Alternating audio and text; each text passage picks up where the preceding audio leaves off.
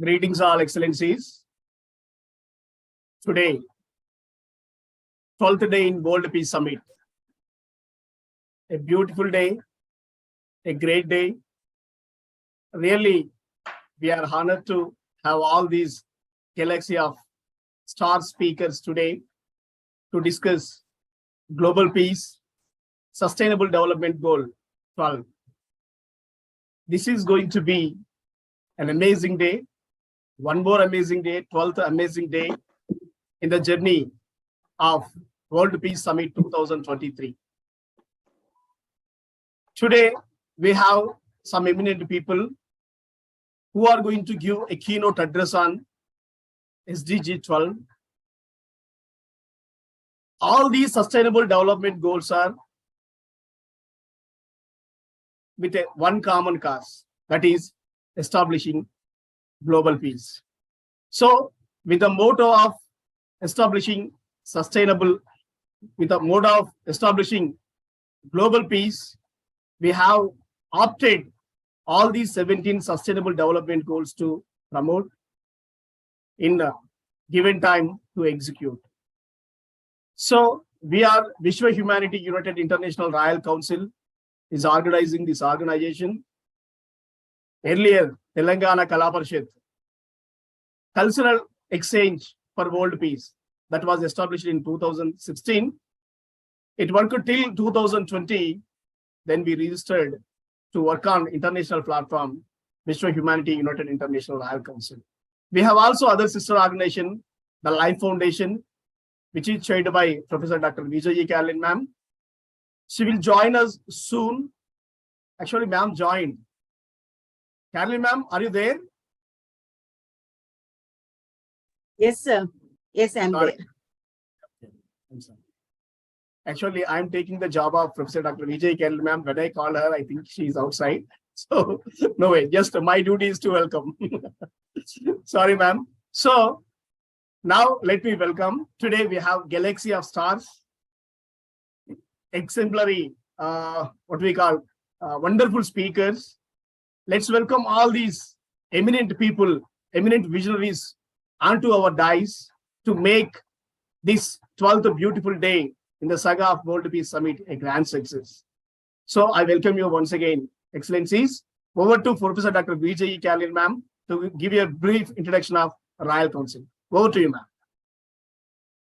Good morning, good afternoon, good evening to all the global leaders, excellencies, kings, queens, and all the humanitarians, philanthropists who gathered and joined with us happily.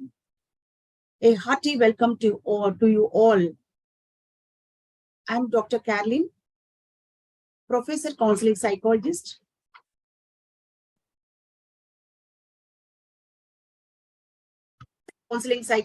and I'm the chairman of the Life Foundation, as Rajarao sir said about me. We mainly focus on global peace and we focus on humanitarian activities, especially. We try our best level to do the activities which supports the underprivileged society, especially the women and children, boys and girls equally, as we believe in gender equality. Vishwa Humanity United International Royal Council, as it focuses on world peace, as we are conducting the that is the World Peace Summit. In the year 2022, we have conducted first summit and this is the second summit. The main motto of this summit to bring all the humanitarians, global leaders, excellencies of different nations to be united and work for the welfare of the, especially the underprivileged community and the society, to uplift them and to attain peace. As we believe peace starts within us as individually, if we attain peace, that peace will be carried to the family, then family is peaceful, the community, then nations globally. So we believe that the peace starts from individual. So we have to gain peace and we have to see that our family members and the people surrounding us to be peaceful. How they will be peaceful? that we need to understand their problems and the burning issues which they are facing. And we have to try our best level to uplift them and support them. That's what we are doing. We are focusing on the underprivileged community and we are trying our best level to uplift. So in this way, as peace starts from us, then to the underprivileged community which we have noticed, it is very near to us. And if they are peaceful, almost the environment of certain community or the certain area will be very peaceful. That leads to a great peace to the state, then to the nation and globally. And as we are taking up so many physical activities, the government of India also noticed and visited our office in Hyderabad and observed our activities and the programs which are taking up physically and through webinars and many Zoom programs we have conducted. And they were satisfied and we are sure that we are going to have good collaboration with the international organizations and have good MOUs as well. We will be having the government projects where we can have the sustainable development goals can be attained to support the underprivileged community at our level.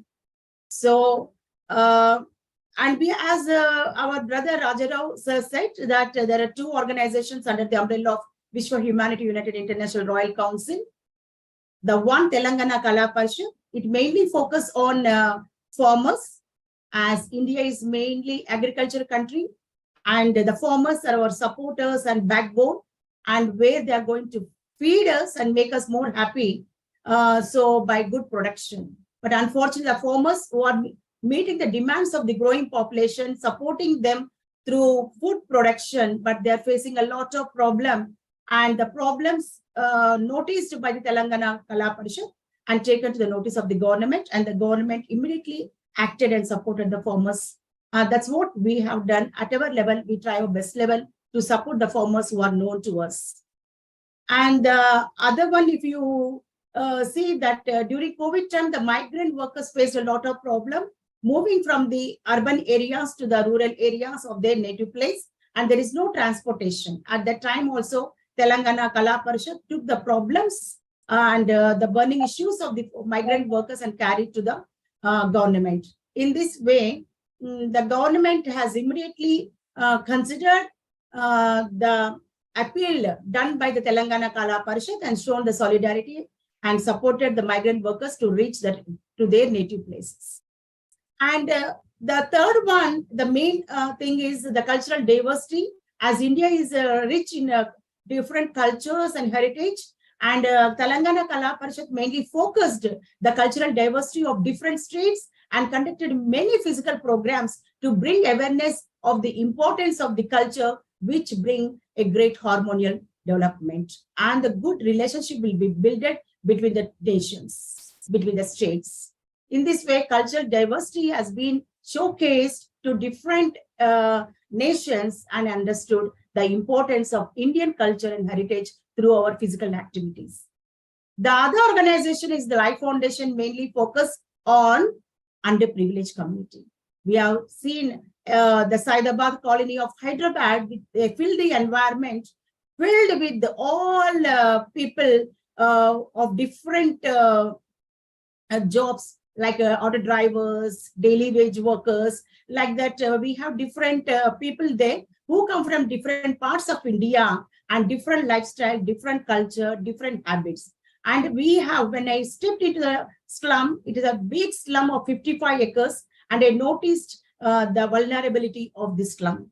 Then I felt that the girls and boys of the slums are moving in the area without any work, and I noticed that 2 rape cases has been observed in the slum that is done by the rapist. Then I inquired what type of people are here. The people are drug addicted, rapists, bad habits, alcoholic. In this way, I found many habits addicted by the male of the family, who are said to be head of the family. Then I felt that we need to address, and immediately we have set up educational center, started with 1, and it is moved to the 4th one. With 30 students, it is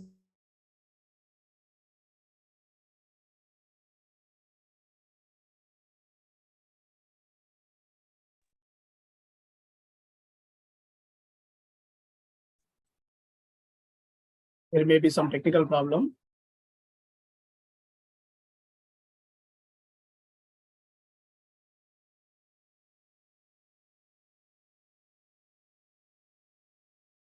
Okay. Ma'am will join meanwhile. Let's continue the program. I invite all the speakers, excellencies, participants, guests, especially our beloved, dear, close friends. A beautiful day it is going to be because we have a beautiful chair of the program, Dr. Seema Negi ma'am, Principal and Director, Sanjeevani School. Having Her Excellency to chair this program, really it's an honor. I request Dr. Seema Negi ma'am to take the program further. Over to you, Excellency. Thank you so much. Good morning, good afternoon, good evening. Namaste from whichever part of the world you are joining. Today we are here for again a beautiful evening, as Dr. Raja Rao said. It takes a lot of courage and a lot of effort to bring the like-minded people from all over the world to deliberate on the practices which will make a difference. Today we are talking about responsible consumption and production, and it's a key for sustainable future. But who will make that future sustainable? It will be me and you. It will be us together.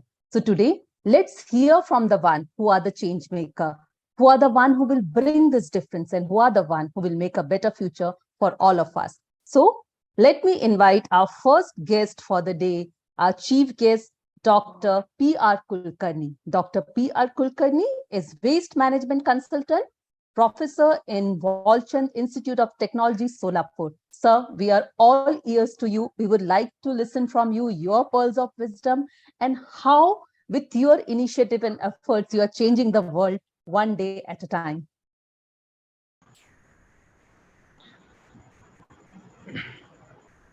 Good morning, good afternoon, good evening to all the excellencies, stalwarts, eminent speakers, eminent authorities in the various areas. At the outset, I express my sincere gratitude to Mr. Raja Rao, who has made this seamless effort from since last so many months. He has been trying this and making this possible to arrange a 17, 18 days of such a big international webinar and bringing all the global community on a platform for the purpose of noble cause of humanity, peace, and sustainability. I had been to these sessions as an audience member, and probably I am a mismatched person in the entire forum, because I am not that a authority or neither a academician nor a big consultant to address this August gathering. But it is only his love and affection of Mr. Raja Rao who has forced me to talk on this issue. So whatever experience and whatever my exposure is in this field, I'll try to share it. And please excuse me wherever and whatever may go wrong during my entire session of 15 minutes. Raja Rao has told me that don't exceed 15 minutes. You are a professor. Professor have a habit of continuing more than 60 minutes. We do have a practice of ringing a bell, but we are not ringing bell this time.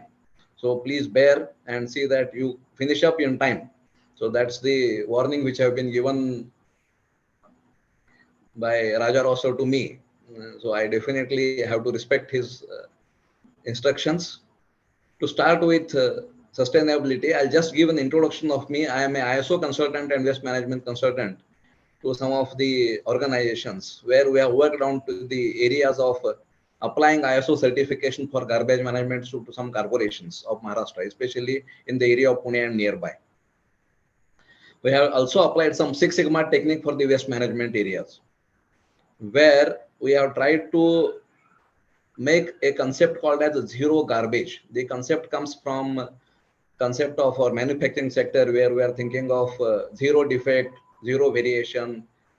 From that, we are now, instead of managing the garbage, we are saying that how to make the garbage zero in the world. The zero garbage is don't carry any garbage outside the ward. The entire garbage has to be managed at source within that ward itself, so that there will be no dumping yards, no further garbage management areas into the various dumping sessions and cause a lot of health and other issues. So I worked on that, and probably that was appreciated, and we replicated that model into a variety of ways. And it was being funded by a lot of multinational companies as a CSR project. And we had enough of good expertise over there. And on that basis, probably Mr. Rajarao may have invited me. I'll just give a presentation of this.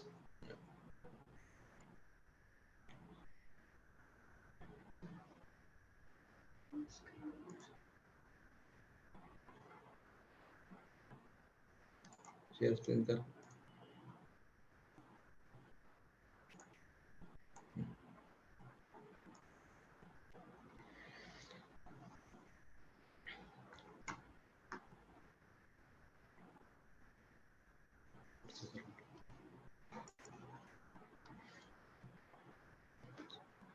So thanks to Raja Rao sir, and then I'll just have a small brief on this presentation.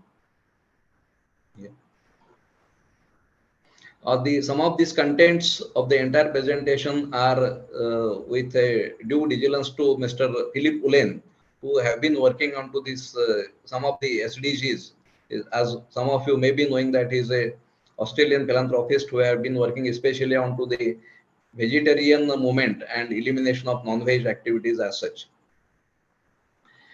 When we talk about the consumptions and we are talking about prosperity, and the SDG is talking about the balancing of this, on one side we say that the growth is possible when we have got consumption on a higher side. Conventionally, prosperity means more consumption. And I remember that we were talking about some of the terms called as domestic material consumption per capita, per GDP, power consumption per person, per capita, energy consumption, even plastic consumption, food consumption. We are saying that the country who has the consumptions on the higher side are prospering to a more higher level. And then that was the taken as one of the good sign of the consumption. And then really it was very difficult to have the thin line between what is needed and what is further going by need to greed. So that line of demarcation between need and greed and excessive consumption and the right amount of consumption is a big question. What is optimum, what is right, remains a question mark as on today also. As we go on to the higher level of consumptions, we have got other issues like that automatically calls for increase in the all types of waste. The first, of course, comes as food wastage, water wastage, hazardous wastage, and now we are facing with a big challenge of e-waste. At the same time, all this will definitely cause depletion in the natural resources, causing ecological unbalance. And therefore, it is an alarming situation. Probably these are some of the reasons where SDG has been very giving you an alert signal to all the entire global community, including you and me, and say that, see, do something so that we can control all these wastages. If I look back some years back, when we say that the life was really peaceful and meaningful, when I remember that Twitter was really a bird sound, cloud was in the sky, apple was really a fruit, a real fruit where we used to eat. www was a stuck keyboard when we used to type. Sometimes www got stuck and we said that it is a www problem, we are getting it. So that was the life. Another some few cases are mouse was an animal when the life was peaceful. Google was a baby bird. Windows and gates were the part of the building, and Amazon was meant for a jungle. So that was the those were the days, those were the years when I look back to my childhood. Probably these were the meanings in those days. Now all these meanings have contemporarily changed because of the technology, because of advancement into so many other areas also. So now when I say cloud, probably now I have to teach my child that cloud is also in the sky and cloud is also in your PC and your laptops also. Now the changes which have been now talking about it is in the reduced consumptions. I will mainly be focusing on some of the food consumptions and water consumptions in today's session, where my area happens to be into the west area.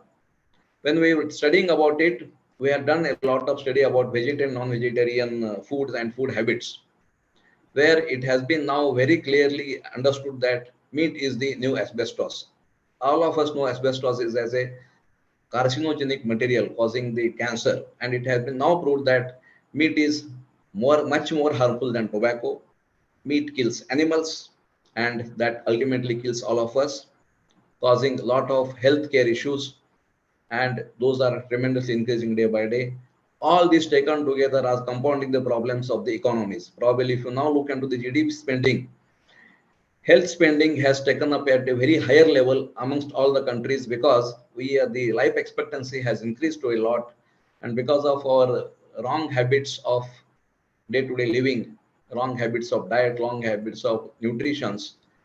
Though life expectancy has increased, it has also given a lot of invitation to the diseases, and therefore causing a lot many of problems for the entire healthcare sector as such, where therefore day by day, year by year, every country is making higher provisions in their budgets for healthcare allocation. And that probably is also a alarming signal, which probably should not be a good sign of a healthy country as such. Now, coming back to the statistics of the non-veg food consumptions, 2 billion animals are tortured and killed every week. 2 billion animals every week. That is the statistics which is available. 10,000 species are wiped out every year. Oceans are dying because of the hazardous chemicals, acidic rains, acidic, hypoxic dead zones, and lot of chemical waste we are putting into, and all those things. And as a result of all this, if you look at the statistics and the data, the real war is not in the field. The real war and the real weapons are in our kitchens and in slaughterhouses. Kitchen knives are the deadly weapons than the guns and bombs. The slaughterhouses are the real bombs for the next generations. As all of us know, water is now the new oil. It takes around 50,000 liters of precious water to make 1 kg of beef. I'll repeat, 50,000 liters of precious water for making 1 kg of beef. Cutting meat by only 10% will feed 100 million people. And eliminating meat will end starvation forever. So we want to have the reduced consumption. What we have to see that the food wastage is one thing, and in the non-veg meat consumption, if you try to reduce it, that will have such a phenomenal effect on the entire global community as such. As all of us also know that now it has been proved by medically a lot of literatures and a lot of researchers that non-veg is causing series of diseases and series of serious diseases. Whereas it has also been proved that it is not a single disease is coming out of the vegetarian nutritious diet. So, and some of the eminent researchers has given challenge for this statement also. See that non-veg, of course, maybe some of the myths are that non-veg is good for health. The medical sciences have proved that the absolute amount of meat requirement for a healthy human body is 0, 0, 0. We don't require any non-veg consumption as such. So therefore, the starvation we are talking about is on some parts of the across the globe, there is non-veg consumption to a very high level. There is slaughterhouses, and at the same time there is a phenomenal starvation countries where a child is weeping, and see, the moment we are eating a non-veg, I must remember a face of a child who is weeping, who is starved for the food. So that is the contradictory situation we are definitely getting into. And when it comes to the reduction, I will not go into the details of all these 5R principles: refuse, reduce, reuse, repurpose, and recycle. Already so many of eminent speakers have done a lot of work on this. And when it comes for me at home, whether I am following all these 5Rs in the same sequence, especially recycling has created a lot of new avenues in terms of technology. The technology is creating a lot of further problems, giving further issues, and then further recycling, and then that cycle continues. So recycling percentage increase is also another big challenge in the sustainability development as such. Coming to the food wastages, studies have shown that around 30% of the food is wasted into the various stages during the storage, preservation. In many countries, still we don't have any preservative mechanisms in place. Transportation facilities of the food items still remains a big question mark.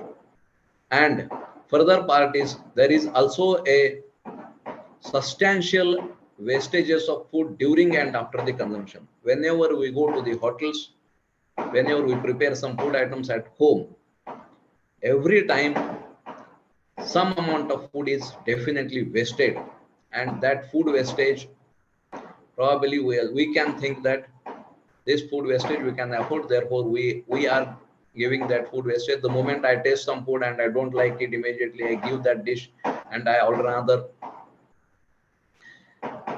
And it is a very surprising and phenomenal coincidence that around 30% of the population is also suffering from the hunger and malnutrition. See, on one hand, we have got a 30% wastage, and on another, we have got a 30% malnutrition and the hunger. If we can make 1% food wastage reduction, it automatically means 1% reduction in the hunger and malnutrition. If you try to cut your meat consumption by 10% or reduce food wastage by 10%, we are definitely going to have reduction in the hunger and malnutrition by 10%. And when you talk about the food wastage, it is not the food waste or the money we are spending on that wastage. If I go to a restaurant or a hotel and I order something and then I waste it, I may think that I have wasted a few dollars or a few rupees. It is not.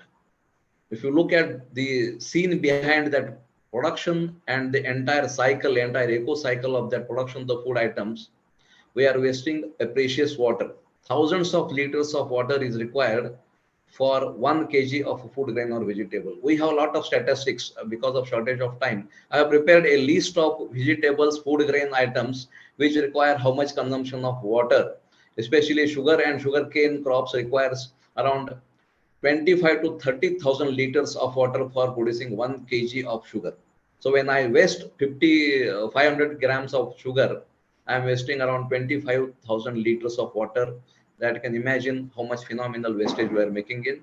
At the same time, it also accounts for wastages of seeds, energy, fertilizers, pesticides, and most important, we are talking about its farmers' efforts and hard work at field, where instead of rain, very heavy rains or a heavy summer or a heavy winter, is working all around for 24 hours. And then when we waste a food, it is the farmers' efforts we are wasting and making it zero. So what are the possible solutions for this? Of course, this is my experience and suggestion. We must be able to differentiate between need and greed when it comes to the consumption. Reduce the food wastage to zero from today. If I take an oath from today that every family member of me will reduce the food wastage absolutely to zero. Reduce the non-veg food at least by 10% from today.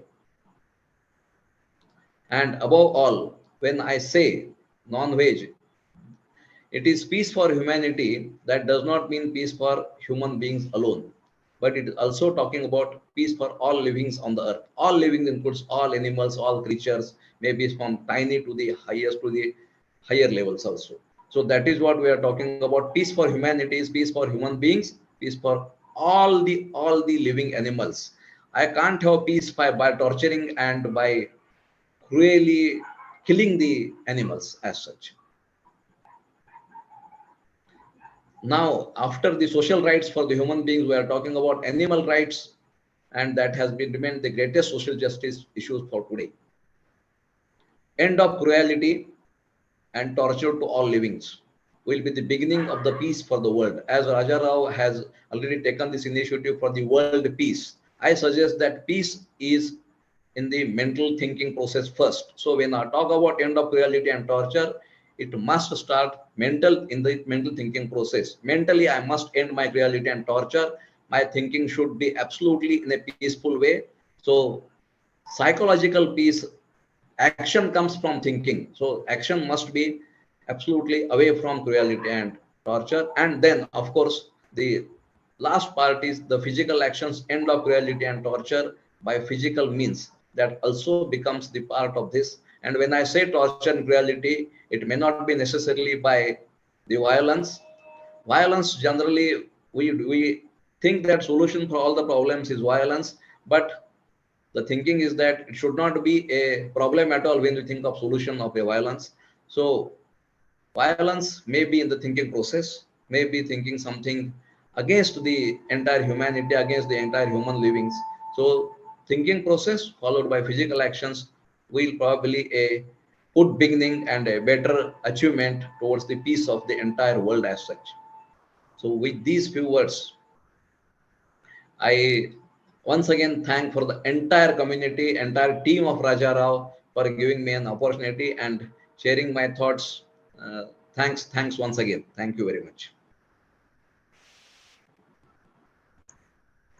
So thank you, sir. I think when you started in the beginning, you said you have nothing to do with this particular topic and you are here because Raja Rao sir has invited you. But I think the kind of insight that we have got from you today is something that everybody have to take home. A simple solution that you have given, that if all of us from today take the oath that we are going to save the last morsel in our plate also, we are going to make a huge difference. And this is what is needed. If we take small steps are going to make a better world. So responsible consumption is not just a sacrifice, but it is an investment for the future planet. That is the message I think each one of us needs to embrace via today's talk. I think Raja Rao sir will agree with me. Yes, ma'am, surely. Actually, SDG 12, the first chief guest who is selected for this day, our entire World Peace Summit is none other than Dr. P.R. Kulkarni sir. The moment I heard his speech on the day in Mumbai, that was the day I decided, because he didn't know that I am inviting him. Just I prepared an invitation and I sent it to him. We don't know what you do. Just you join and do the thing. And he is an amazing person. Actually, he looks very normal, but he is abnormal. He is abnormal in thinking. He is abnormal in doing. He is, when considering his knowledge, because he is giving such a great knowledge with simple words. Because on that day, actually, I was shivering. The moment I entered into that hall, I was a bit shivering. But just he blasted a single joke which made everything seems familiar. Actually, I felt very happy. He was the one who made me comfortable on that day. And he was the one who made me think about this SDG 12 more and more. So on the day, I requested him to be the chief guest. He is the first chief guest chosen for this entire World Peace Summit 2023. On the day, I told him it is executed today. So thank you, sir. Thank you so much. Whatever the ideas you put forward. Actually, we have a compassion towards human beings. Really, you are so great, sir, thinking about animals. Because if it is a living being, we have to consider it as a human being. Such a great idea and such a great presentation. And regarding even food, just by making simple balance, you have given a small calculation. By balancing where there is wastage, where there is malnutrition, we can do wonders, sir. We can do wonders. Such a great, sir. Thank you so much. I request Professor Dr. Vijay Kalman for small feedback. Thank you. Thank you very much, sir, for joining us. It's an amazing talk, sir. Each and every point is very important, where humans need to understand who are with humanity. Yes, we focus only on the human beings. While you are saying, I'm recalling what I'm doing. Am I taking care of the animals? I'm focusing only the people around me, surrounding me. So from now on, I felt I'm sitting here and thinking about the steps, what I need to do further. So I'm a non-vegetarian. Every time I feel guilty. I have that guiltiness that we kill animals. But the habit of taking food from childhood, it is making me to get attracted and eating with guiltiness. But while you're saying about how much quantity of water, as we know, the water body, the percentage of drinking water is very less. And out of 3%, only 1% is we are utilizing there also 0.001% is getting for the people because of the high pollution. So that the pure water also, the water which is drinking water meant for human beings and the animals, it is getting wasted while we are making during the process. That's what I'm thinking. So are we committing so much crime, not supporting the underprivileged community, providing proper food, proper drinking water? So at our level, what are we doing? That is what I'm thinking and questioning myself. So your talk made me to question myself, that guilt is there from childhood that has been increased now. I hope very soon or this minute, I may take the step that is we have to turn up into vegetarian so that we can protect animals. Many of the species are almost in endangering state. So let us focus on the animals and protect them, as they're also human living organisms like us. Thank you very much, sir. Thank you. Thank you, All Excellencies. We are not going to disturb because today there is a big chain of galaxy of stars. I said earlier, star speakers are there. So, Sivanagi ma'am, you proceed with the proceedings. So thank you so much. It was wonderful listening to all of you, sir's valuable inputs and the feedback given. Definitely, all I can say to culminate this is be the change you want to see. Consume consciously and inspire others to do the same. Now, with this, I would like to call our second special guest of the evening, Professor Dr. Mario C. Lucerio, President at LEAD Philippines, educator, peace advocate, writer, author, researcher, innovator, leader, vlogger. So there's a list of adjective associated to sir's profile. So we are all ears for you, and we would like to listen to your inputs and your viewpoint. Yeah, thank you very much, Dr. Seema, for that very generous introduction. Of course, I'd like to thank Professor Dr. Rajarao Pagmagali for the invitation. I also would like to appreciate the presence of other great speakers in this platform, and I'm very happy to share some of our experiences in the Philippines, particularly that we are not far each one, because I know India is an agricultural country and Philippines is also an agricultural country, and Sustainable Development Goal number 12 is very important for us because number one, we have to look into how we become responsible consumers and producers of things that we use. I was really I really felt up great with the sharing of our first speaker because of her concerns, especially on how we'll be able to become responsible consumer and producers. Okay, in the Philippines, we are overpopulated, and population of people would mean that there would be more production and there would be more consumption. Okay, during COVID-19, we had experienced scarcity of food. Okay, especially we are um, consuming much more on poultry rather than vegetable. But I'd like to share with you some, I think, insightful ideas on how we could be a global and responsible, uh, well, consumers and producers. Okay, so we are all aware that we need to have a framework, okay, which is aligned with consumption and production.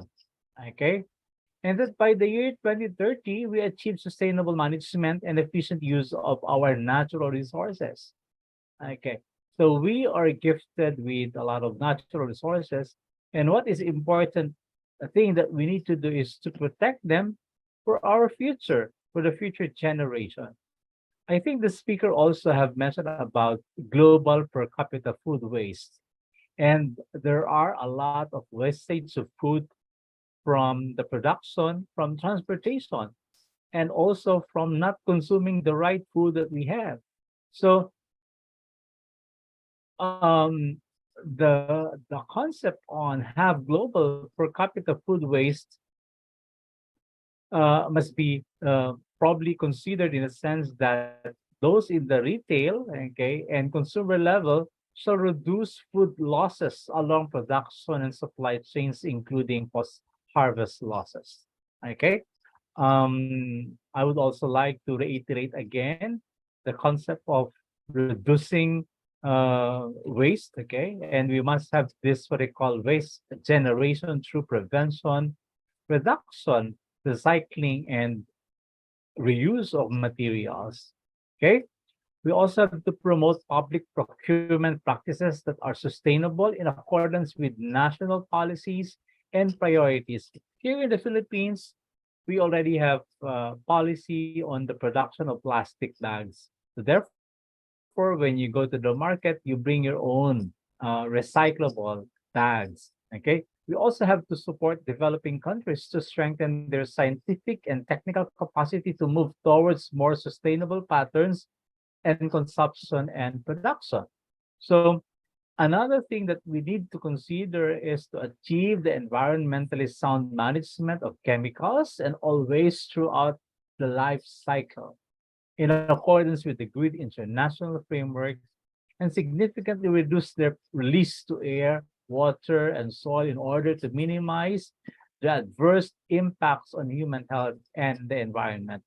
We have a case here in the Philippines right now wherein there is an oil spillage. Okay, so what happened? It affected the marine sanctuaries. Okay, the marine production, especially in the ocean.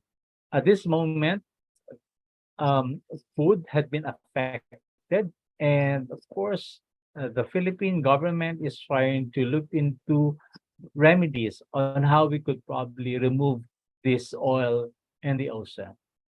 Another thing is that we have to encourage companies, especially large and transnational companies, to adopt sustainable practices and to integrate sustainability information into their reporting cycle. Another is to ensure that people everywhere have the relevant information and awareness for sustainable development and lifestyle in harmony of nature. That's why it's very important, like this platform, to attend Peace Summit so that we would see how different countries would be able to be aware and be informed of the proper way of developing good lifestyle in harmony with nature. Okay. Another thing is we have to develop and implement tools to monitor sustainable development impacts for sustainable tourism and creates jobs and promotes local culture and product. So what are the things that we need to do now? So be conscious of our packaging, the less, the better. Okay. And we need to do some research and buy from companies that we know that have sustainable practices and don't harm the environment. So we have to be very conscious on the things that we buy, that these materials, this product are that they have sustainable practices and don't harm the environment. Okay. We also have to choose reusable products, use an eco bag for shopping, or reusable water bottle or a cup to reduce plastic waste. Another thing that we need to do is we shop and eat, drink locally. Supporting neighborhood businesses keeps people employed and circulates money back into the community. Okay. It is also suggested that we need to buy secondhand things whenever we can. Okay. And sometimes, okay, we also have to be very conscious on how to download the news food sharing applications. When you can download apps to donate your leftover food and decrease the amount of food waste you produce. And I think we need to advocate for corporate responsibility. We join petition and campaigns calling out business with unsustainable practices. So I think these are some of the things that we need to look into. Okay. And I know that policies are governed by some national laws. Okay. That's why in your country, you have your own law on how to protect these particular natural resources and how to have this sustainable development program that can be sustained in respective countries. So with that, thank you so much for your invitation. And I am very happy that I have shared something at our end, especially here in the Philippines. Thank you so much. Thank you, Dr. Mario. That was indeed very enriching. And definitely the takeaways that we get from your talk is definitely, as you discussed, sustainability does starts with small choices. And together we can make a big difference. And that is what we are looking for. Each one of us, if we learn from each other, if we learn from the practices that we are following or we are aware of, if we embrace that, definitely together we'll be a responsible citizen and we will leave a better planet for the generations to come. Because at the end of the day, we don't have to forget that we have not inherited this planet from our children. We have actually, from our ancestor, we have actually borrowed it from our children. So we need to ensure that we leave the planet for them safe, sound, and we consume in a better manner so that they are happy and they are the future citizens. Thank you so much, Dr. Mario. Your talk, your perception, your view, your viewpoint, everything was worth cherishing. We are really thankful for you for joining us today. So moving ahead, we have another very empowered speaker. Our chief guest again for the day is Dr. Shrikant Khullarkar. Sir is principal educator, Agnihotri Research, and guided 22 candidates for PhD. Dr. Shrikant, we are all ears for you and we would like to hear from you how we can make a better world with your words of wisdom and pearls of wisdom. Thank you very much. Namaste. Good morning, good afternoon, good evening to all the dignitaries here. I'm really thankful to Dr. Rajarao, sir, and Professor Caroline, madam, that you have given me the opportunity to share my views. In fact, when we think of responsible production and responsible consumption, I remember one case which I had handled as an in charge of an entrepreneurship development cell in a government college at Nanded. In fact, I would like to tell a little history about this whole activity because the technological entrepreneurship is also responsible for the problems of pollution and other things that we are facing. It was the year 1980. The then Prime Minister, Mrs. Indira Gandhi, mentioned in Indian Science Congress, probably it was at Jadavpur University, that entrepreneurs, startups based on technology and science should be there. So within 2 years, under the Ministry of Science and Technology, Department of Science and Technology, a high power committee was constituted called NSTEDB, National Science and Technology Entrepreneurship Development Board. They decided to initiate 20 entrepreneurship development cells in the country. And I happen to be one of the coordinators of one of them out of the first 20 in the country. And it was on a pilot scale. So as a part of this, I thought of having a meeting with the entrepreneurs and the support system people. So there was one entrepreneur who was running a chemical industry in a place called Nanded, which is close to Nizamabad, adjoining district from Andhra Pradesh or present Telangana. So he got a notice from the pollution control department that you are adding to air pollution. That was in 90s, when the things were not so frequently discussed as it is being discussed now. His funding was from Canara Bank. He wrote to Canara Bank to increase his fixed capital so that he can buy the equipments and do the processing and the pollution can be reduced. But the files were not cleared so quickly and he had a fear that his company will be sealed. He was not interested to create pollution, but he was reluctant to invest. But finally, he had to divert his working capital and buy the equipments. And then the bank gave him a notice that you have diverted the working capital funds to fixed capital funds. And this case came to us for discussions.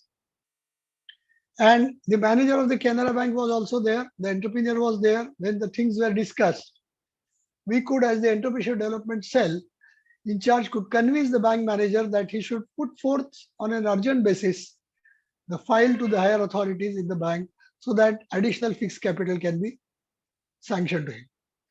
See, the problem is he was adding to pollution, but all of a sudden the norms changed, because in 90s that was the time when the norms were getting developed, and he got a notice that his factory will be closed down. And as an in charge of ED cell, we could work on this. There is another case, Dr. Chavan, who worked on effluents of textile mills in Mumbai. Many of the companies were not processing. It is expected that you process the output and then mix it in the river or reuse it, whatever you can. So Dr. Chavan, as Dr. Rajarao has mentioned, that I'm a researcher in Agnihotra. So Dr. Chavan also happened to be a researcher in Agnihotra. So what he did, he took the ash of Agnihotra, put it in the effluents, and also put some fish in that. A simple experiment. And he came to a conclusion that after adding certain percentage of ash, the fish could survive. It means it adds to the potability of water. 2 days back, I was attending a conference which was being held by NTU Singapore, but I was attending from my home in Pune, and asked a question to the former dean of Singapore University: do we have some solid solutions to control the causes of climate change? And he said, yes, there are solutions. He gave us an example that the water bottle, once I drink this, it's sent for recycling. The recycling should be such that I can again convert that into a same drinking water bottle. It doesn't happen. The grade of plastic goes down. The technology is available, but the cost of technology is very high. So here is some simple solution. So he added that ash and came to know that the fish could survive, means the water becomes potable. So what is this? It's a simple pot like this, and there is ash inside it.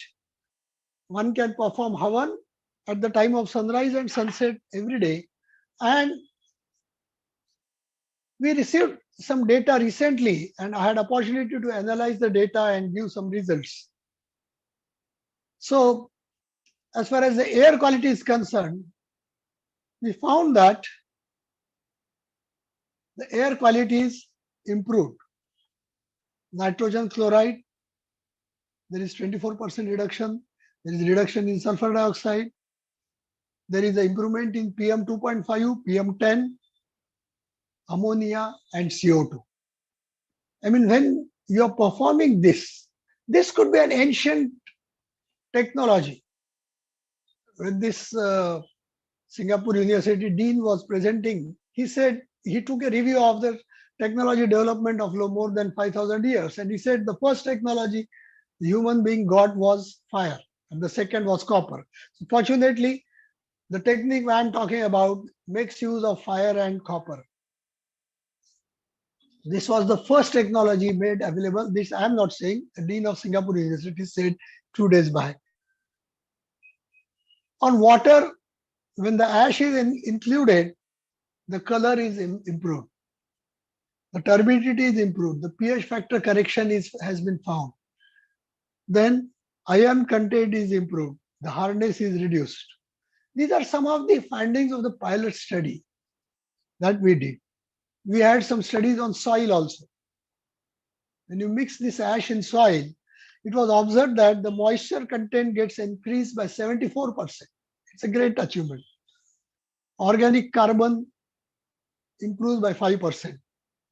Conductivity by 77%. Phosphate by 10%. This all improves the quality of soil, and the soil becomes fertile, which is need of the time. The CN ratio, which acts as a fertilizer, increased by 59%. The bulk density increased by 10%. Bulk density helps for the soil to retain the water. If you think of service sector, the same conference I had opportunity to listen to the president of University of Dubai, and he said our campus is net zero campus. Means the carbon footprint, the pollution that we create is almost zero. Whatever energy we utilize on the campus, I'm talking about Dubai University, is all from the solar. And he said we produce 40% more energy than what we consume. And because of that, we send it back to grids. We don't use lithium batteries. This is something an education institutions, other places also can think of. It goes to grid, and whenever we need extra the power in night time and during summer, we get it back from the grid. Now, these are some simple examples. In fact, Professor P.R. Kulkarni happens to be my former PhD student. He worked on a project called Katraj, what he mentioned about zero garbage. He, along with the Deputy Collector of Pune, worked almost for more than 2 years, and a ward having 50,000 houses, bungalows, flats, and hutments also. For all of them, they trained them, they held them to process the garbage, and ultimately for 50,000 houses, it was zero garbage, what he mentioned just now. Sharang Ambadkar, who will be speaking after me a short while from now, is also my student, and we had a startup in Mumbai with his support. He runs a startup. He does the processing of plastics. He strongly believes that we cannot stop use of plastics. But what is important is how we handle the garbage, how we handle the waste, especially the plastic waste. And he has come up with large number of products like garden furniture, mobile holder. I am speaking from mobile, and the mobile is kept on a mobile holder, which has been manufactured by him out of chocolate wrappers. So responsible production is by treating the waste and also by handling the waste in such a way that you can convert profit out of waste. Sharang Ambadkar's case is an example of that. In case of individuals, we talk about air, water, soil pollution, but there is also a mind pollution. What Professor P.R. Kulkarni was mentioning between the difference between need and greed. If I want to reduce my carbon footprints, I can think of all my needs and classify them as luxury, comfort, and necessities. Whatever goes in the luxuries, I can think of giving up one thing without mind craving for it.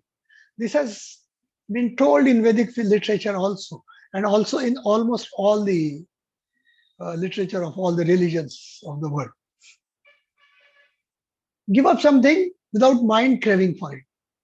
And once you can do that, go for another. How it can be done?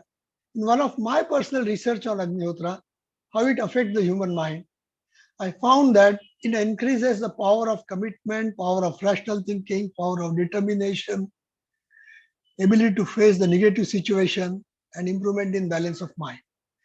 I mean, these are certain benefits an individual starts experiencing. And when an individual starts experiencing these benefits, he can understand the difference between need and greed and start practicing that.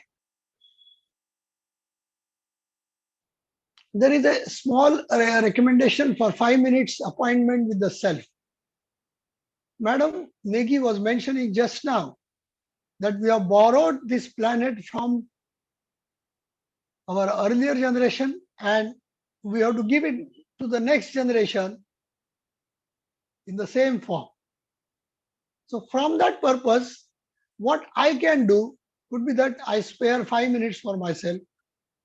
The minute one, I remember the mistakes which I committed in last 24 hours, because of which I'm adding to the climate change. I'm adding to the carbon footprints. Minute two, resolve that at least those things which I can give up, I will do so.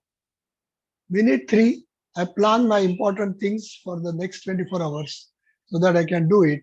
Minute four, pray wherever we have a faith. because out of prayer, the mental power comes. And this mental power is useful to see that whatever we decide, we can do it. Madam Carolyn, madam, I was also a non-vegetarian, but I had an opportunity to work on a small research project on the effect of Agnihotra on alcohol de-addiction. And when I was taking some case studies, 2 of them were from Hyderabad also, I understood that some of them had also given up non-vegetarian. In the process, I developed a thinking that I should give up non-veg, and last 15 years I have stopped. So once we think, we decide it, the power of determination helps us, power of commitment helps us to decide on that. And the last is 5th minute is to take a creative pause, that is stop thinking for 2 minutes. This helps to develop the mental power and enhance our creativity and innovative capacities. And when we practice these things, and as I mentioned, Agnihotra is found to be a very cost-effective, low-cost technology which can support to handle the present problems of sustainable development. And we have an appeal to the people from various universities in the country and abroad that you can think of having exploratory research to understand how this particular technique is helping to reduce the air, water, soil, and mine pollution. Or there are many other things, other aspects of it, which can also be taken up. Thank you very much, Dr. Rajarao and Carolyn Madam, for having given me this opportunity. Thank you. Thank you so much, sir. And so rightly said, as it is mentioned in our Upanishads also, Yad Bhav Tad Bhavati. The way we think, so shall be. So definitely, the earth provides enough for everyone's need, but not for everyone's greed. And so beautifully, you have summed it up that less is more. I mean, we embrace minimalism to reduce the environmental footprint. And that is what we all need to do, because sustainability is not just a trend. It's the responsibility that we owe to our planet. And last but not the least, your words on commitment, determination, perseverance, persistence is what we all need. We need to take that 5 minutes pause. That is the formula I think each one of us needs to imbibe in our life if we really want to leave this world a better place for the future generations to come. So thank you so much, sir. Your words were so powerful and we are so honored to have you here on this platform. Thank you so much. So moving ahead, we have another very powerful speaker joining us today. That is none other than Professor Dr. Meena Sharma. She's a professor at Universal AI University. She has authored 5 books for MBA and PGDM programs and has 6 patents in her name, and she has published that. So may I request Dr. Meena Sharma to please take over the virtual stage?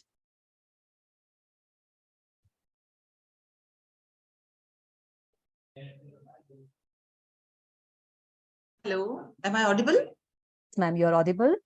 Yeah, thank you. Thank you so much for this amazing, wonderful welcome, madam. And good evening, Honorable Dr. Rajarao, Chairman, Vishwa Humanity United International Royal Council, President Professor Dr. VJE Carolyn, organizing team, and all the esteemed participants. And it's a really great and a privilege and an honor for me to be here at the most prestigious World Peace Summit 2023. Dr. Rajarao and Professor Dr. Carolyn, I must appreciate your determination, dedication, and efforts for spreading peace in the entire world. Many appreciations. So thank you so much for inviting me for this prestigious event. I just wanted to share my presentation. Just a minute.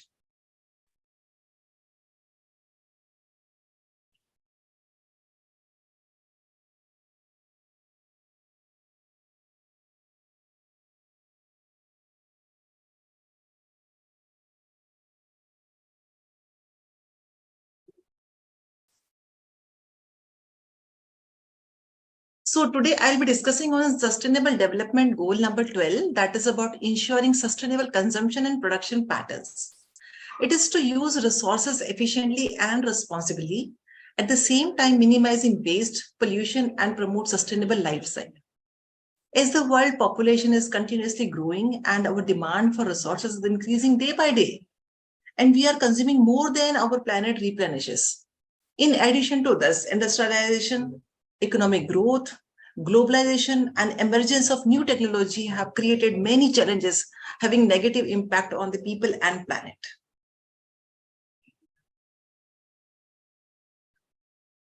So our goal is to discuss about the sustainable development. Now, when we are talking about the sustainable development, right? So we have to think about how can we save our Mother Earth. Today, unsustainable production and consumption pattern have created many serious issues such as resource depletion, global warming, climate change, different types of pollution, and more specifically e-waste, which have significant negative impact on health of people, animal, plant, planet, and environment. So the objective of SDG 12 is to reduce the environmental impact of consumption and production pattern while improving the well-being and quality of life of people around the world. Many organizations are really trying to fulfill these objectives. We can see that for promoting the consumption and production, that is the sustainable consumption and production, UNEP focuses on the regional and global efforts to ensure natural resources are produced, processed, and consumed in more environmental friendly way. For example, the Marrakesh process is a global strategy to support the collaboration for 10-year framework of programs on sustainable consumption and production. Let us see some examples or some case studies. Like Ford Motors Company is changing this narrative through their 10 years. It is their strategy. It is their 10-part environmental policy. The company uses sustainable fabrics in its vehicle, while 80% of both its Focus and Escape vehicles are recycled. They are recyclable. The company also focuses on fuel efficiency, particularly on 6-speed transmission, offering a clean diesel heavy-duty pickup truck. Furthermore, the paint fumes in the company plant in Michigan are recycled as a fuel. Ford also owns a world's largest green roof and is the only company to have won the EPA award twice in the year. So it is about the Ford company. Then we can discuss about the Disney. Now everybody knows about the Disney. It is determined to please companies that have made it a giant by using zero net direct greenhouse gas emission policies within all its facilities. In addition, it is working at reducing the indirect greenhouse gases emission through the reduction of electrical consumption. Disney also has a zero waste policy, meaning that there is nothing that would end up in landfills. So really a good example of saving our Mother Earth and our resources. Next is about HP. Now what HP is doing? HP is one of the first companies to have reported its greenhouse gas emissions, after which they have initiated plans that are aimed at reducing emissions and cutting back on toxic substance used in manufacturing its products like cartridges. The company also has an aggressive recycling policy. Nike. Next case I have taken about the Nike. It is keen to highlight the value of green initiatives, right? Now now we can see these companies are focusing on how we can save our resources, how we can control the wastage in the environment, right? So Nike is keen to highlight the value of green initiatives through its advertising, in addition to putting the great idea into practice. Its line of sustainable product is made using environmentally preferred materials like recycled polyester. The company also uses renewable energy sources in manufacturing. Moreover, Nike has pressed 650 of its suppliers in 52 countries to develop and implement written environment policies. Next one is about the eBay. Now, what the company eBay is doing? What initiative eBay has taken? eBay is the company this company has made it possible for people to exchange or reuse goods instead of throwing them away, thus not only increasing the lifespan of these products, but also keeping them off landfill side. The company also has a classified section where users are able to sell or buy used furniture, household appliances, as well as other items that are hard to ship within the local community. This company has also partnered with United States Postal Services to ensure green supply when it comes in shipping. Next company is the Starbucks. That the case which I have taken about the Starbucks. The Starbucks is not only purchases fair trade certified and certified organic coffee, but also focuses on achieving leadership in energy and environmental designs certifications for its new outlets. So by creating green stores, the company is able to reduce operating costs as well as minimizing the impact of business practices on the environment. So when I'm talking about the how to reduce the waste, how to reuse the things, how can we take care of the world or our planet? So we can see that in India, or not only in India, but in the entire world, we observe there is a lot of food wastage, right? And when specifically when we are, according to the United Nations Development Program, up to 40% of food in India is wasted. About 21 million tons of wheat is wasted. And when you're talking about the world, 50% of all food across the world meets the same fate and never reaches the needy. On the other hand, India ranks 107 among 119 countries in Global Hunger Index 2020. So in India, the bigger the function or the bigger the wedding, the larger the party and the more colossal is the waste. So how can we reduce this food wastage, right? So now reducing the food wastage, now many NGOs have taken efforts, like NGOs and organizations and restaurants have also taken a lot of efforts. Like there's a case study in Pune, like there's a very famous hotel. So what they have mentioned in their policy, or they mentioned in their menu, they have a scheme that if you do not waste, you will get 10% discount on your bill. So by implementing this kind of innovative schemes, they are trying to reduce the food wastage. Food banks and food collection centers or NGOs have geared up to tackle the food waste challenge in India. In major cities, we can see that in the major cities, NGOs and the different organizations, they collect the waste material, the waste food, and then they distribute among the needy people. But these things are done at the very, like I would say, the metro cities or the large cities, but not in the smaller cities. So so it should be implemented in the smaller cities also. Like, the food is wasted at every level, not only in the cities, but in the rural areas also, in the smaller cities also. And again, one more case study about the Mumbai, like if you have leftover food lying around your house or had a party with abundant leftover dishes, what you can do, you can call up to the Mumbai Dabbawala Association. They will take care of it and they will just distribute all these things among the needy people. So these are the things that we can take care of about the leftover food, and we should not waste the food. So when we talk about the sustainable consumption, right? Now, next is about educate and create awareness about the sustainable consumption. What is sustainable consumption? Why it is not there in India?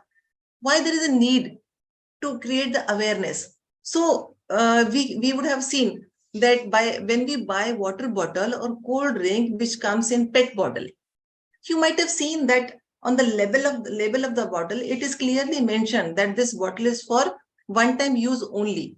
And before throwing, you have to crush it. But it has been seen that many people reuse these PET bottles again and again, now which is very harmful for their health. So the awareness should be created, more awareness should be created for how to use the product, how to consume the food items, how to consume the other items. So there we should take, the awareness should be created for sustainable consumption. Next point I would like to discuss about the reduce, reuse, and recycle. We see the manufacturing companies convert raw material into the finished product. But when in the process of converting raw material into finished product, many processes are taking place, and during that processes, many wastes are generated.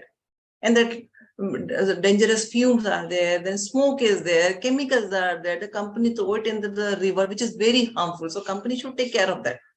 One example I've taken of the construction industry. So like in construction industry, we see that when a complex or a building is dismantled, only metal bars can be reused, but the concrete is not reusable.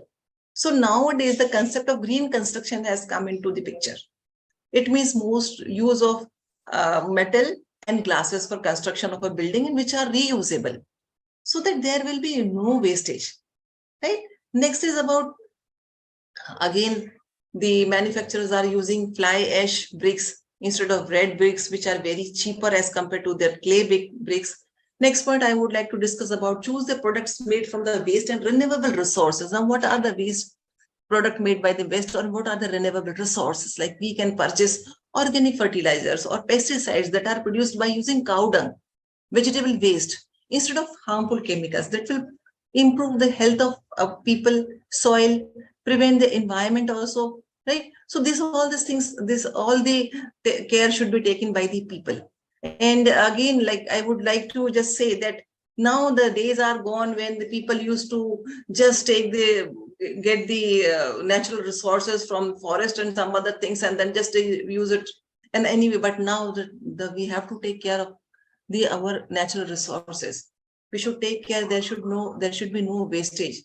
So companies have come up with some new ideas, like they are implementing green HRM practices. We have seen Google has implemented zero waste policy. So many other companies have also used zero waste policy. Now green construction has come into picture. Green supply chain management by Google is very famous. Other companies are following that one. Even the schools and colleges have started being the green bee school, being the green organization, then reusing the raw material, then recycling the byproducts of what are left after the manufacturing the products, then reusing the waste. And more important is about the very, very hazardous waste is the e-waste. So taking care of e-waste is also very important.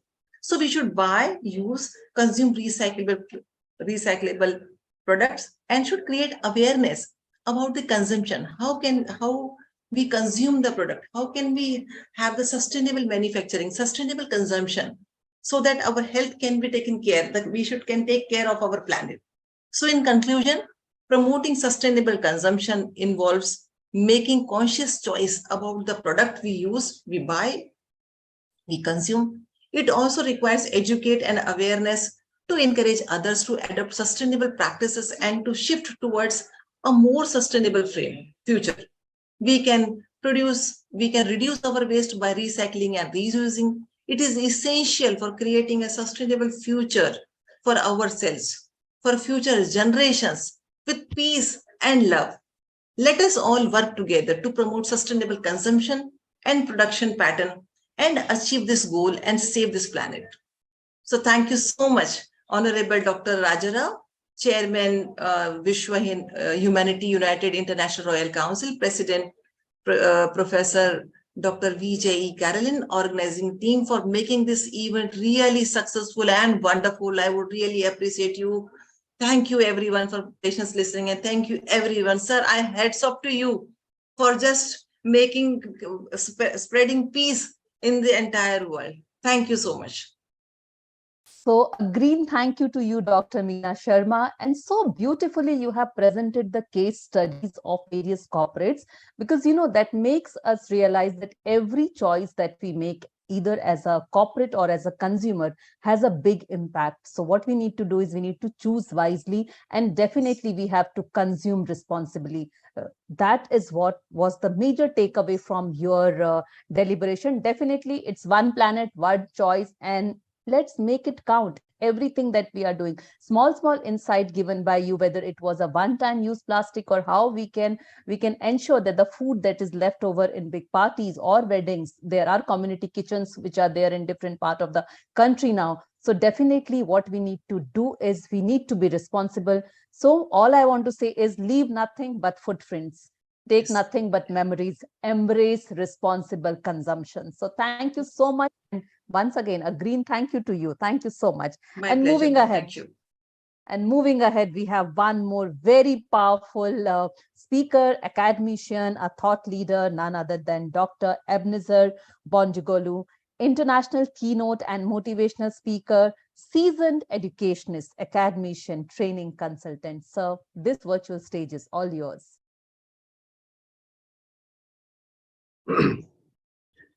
At the outset, let me thank Mr. Rajarao Pagidipalli and Caroline ma'am for inviting me to this platform. Peace be upon all of us, because we are talking about world peace. So before I go into my session, may I request all of us to please start our videos. Will you do a small 1-minute exercise, please? Yeah. Am I audible? Am I audible? Loud and clear. Yes, Yeah. perfectly, perfectly. May I request all of you to please start your videos and please show your hands like these. Please flex them once. Again.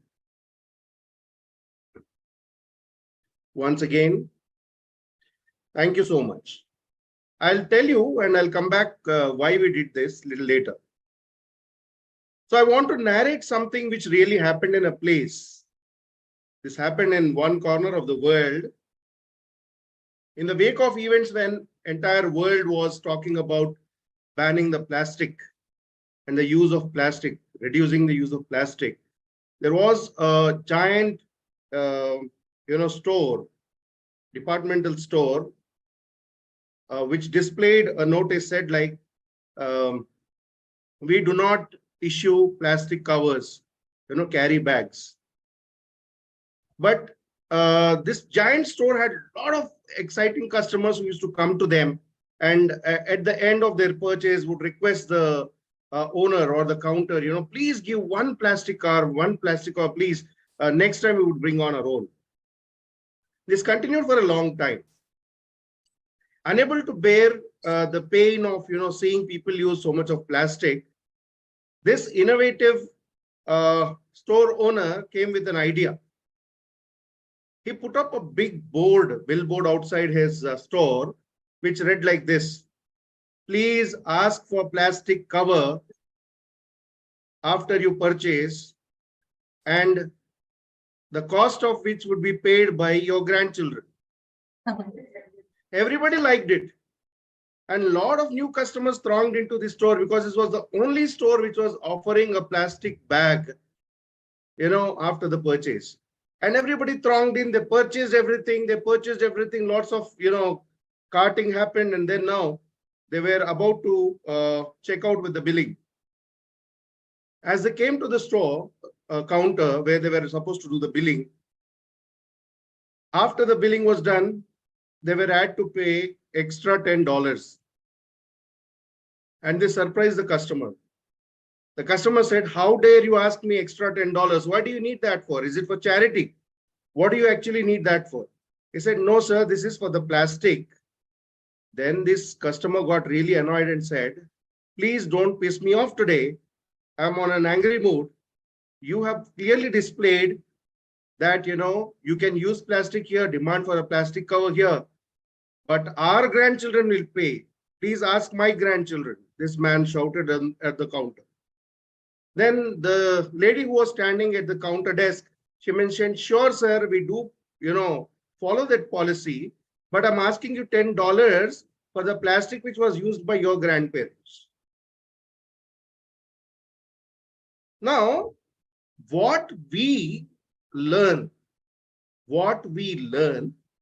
and what we teach, that should be disseminated to the next generations.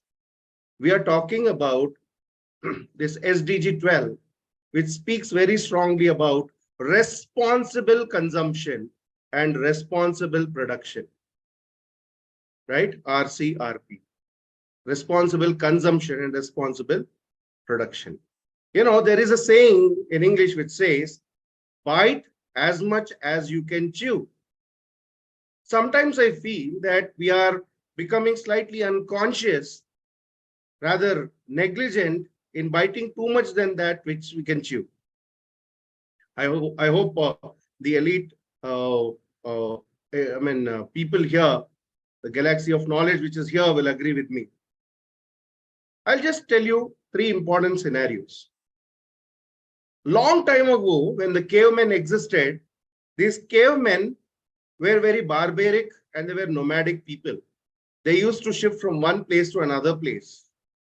And as the population started expanding, when it was growing, several small units or small groups, close groups formed.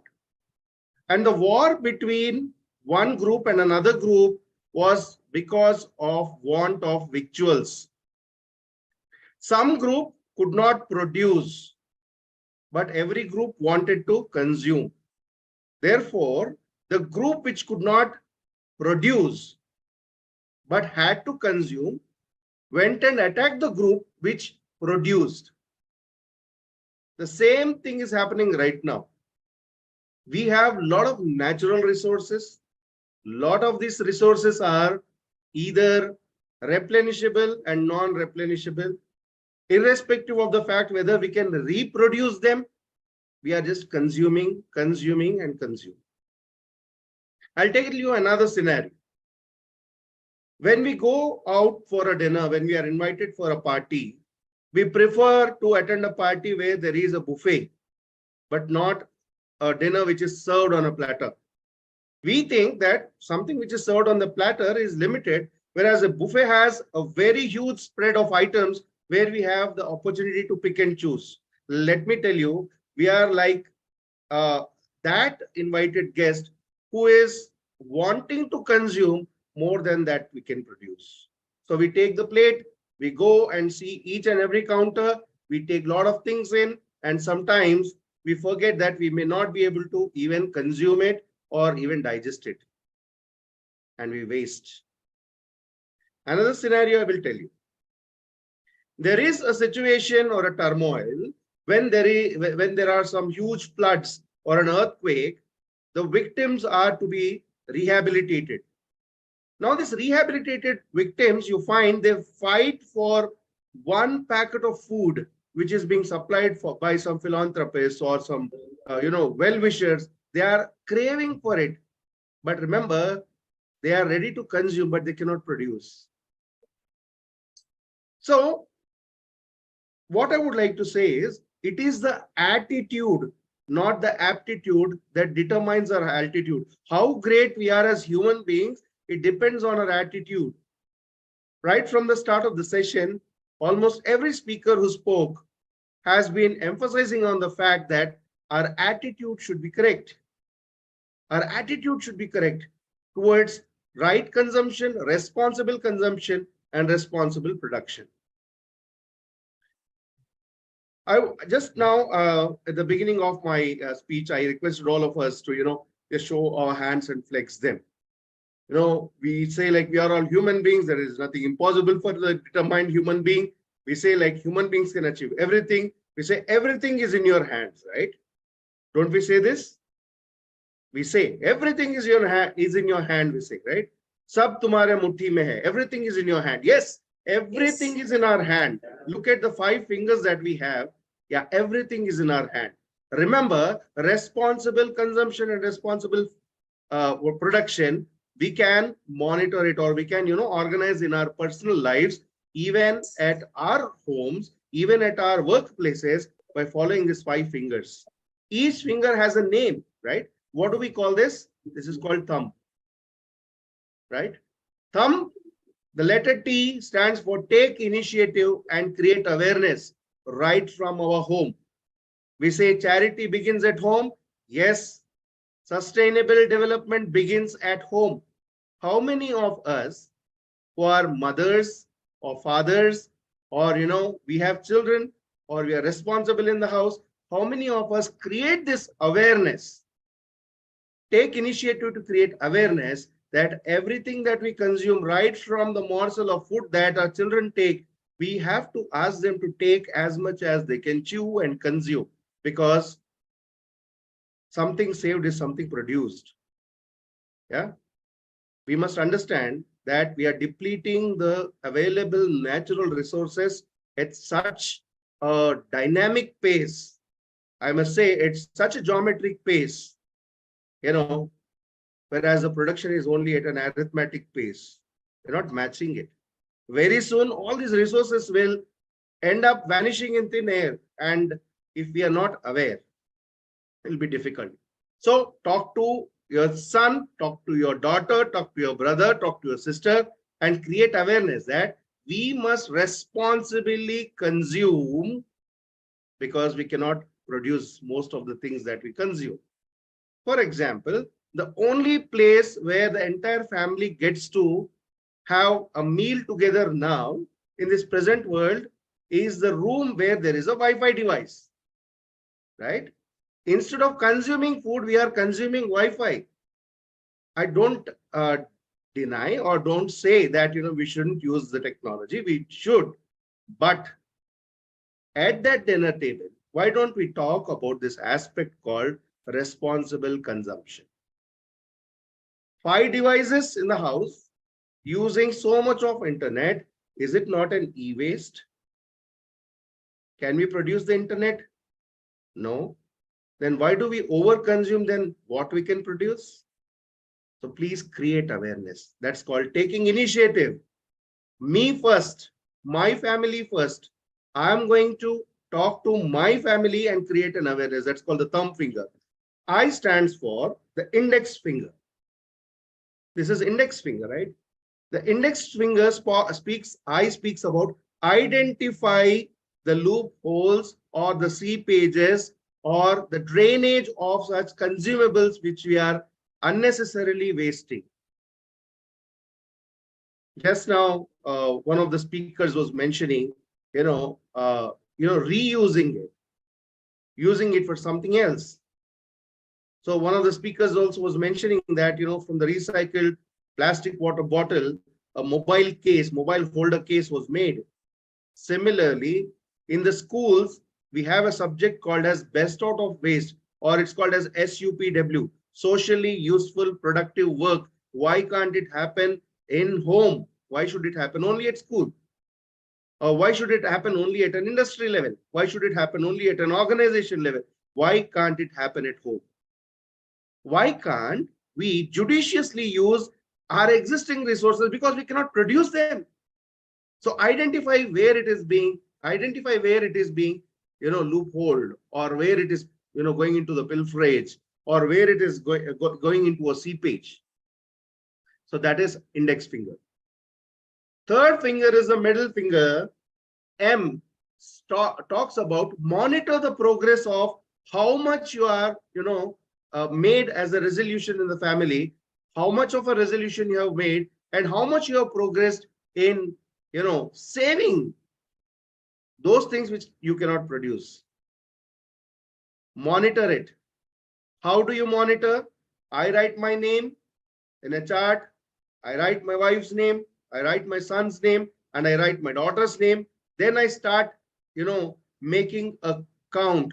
How many times I use the plastic cover? How many times I wasted a morsel of food? How many times? When I monitor the progress, it gives me my family statistics of how much is consumed, how much is, produced.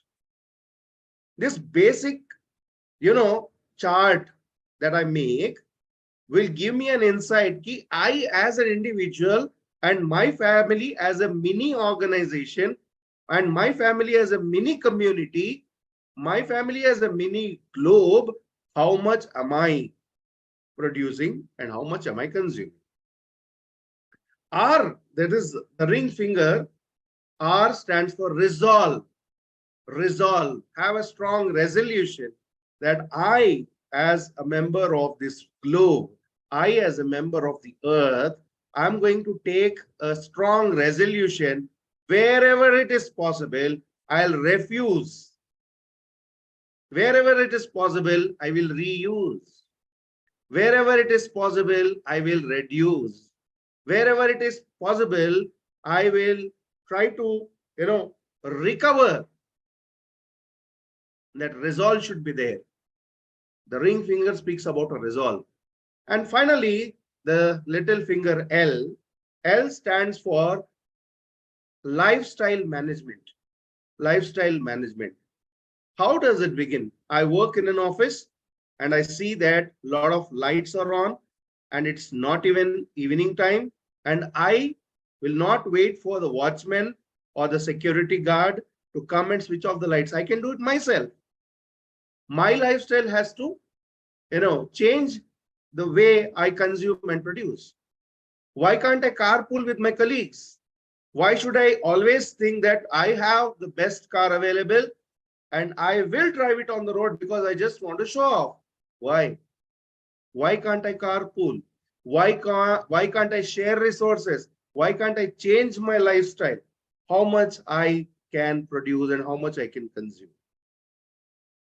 At the end of it, all I would like to say is it's attitude that matters. Whether I speak or I don't, whether I preach or I don't, but I must practice. As an individual, I must practice. As a responsible person of the community and society, I must practice. As a member of my family, I must make my family practice.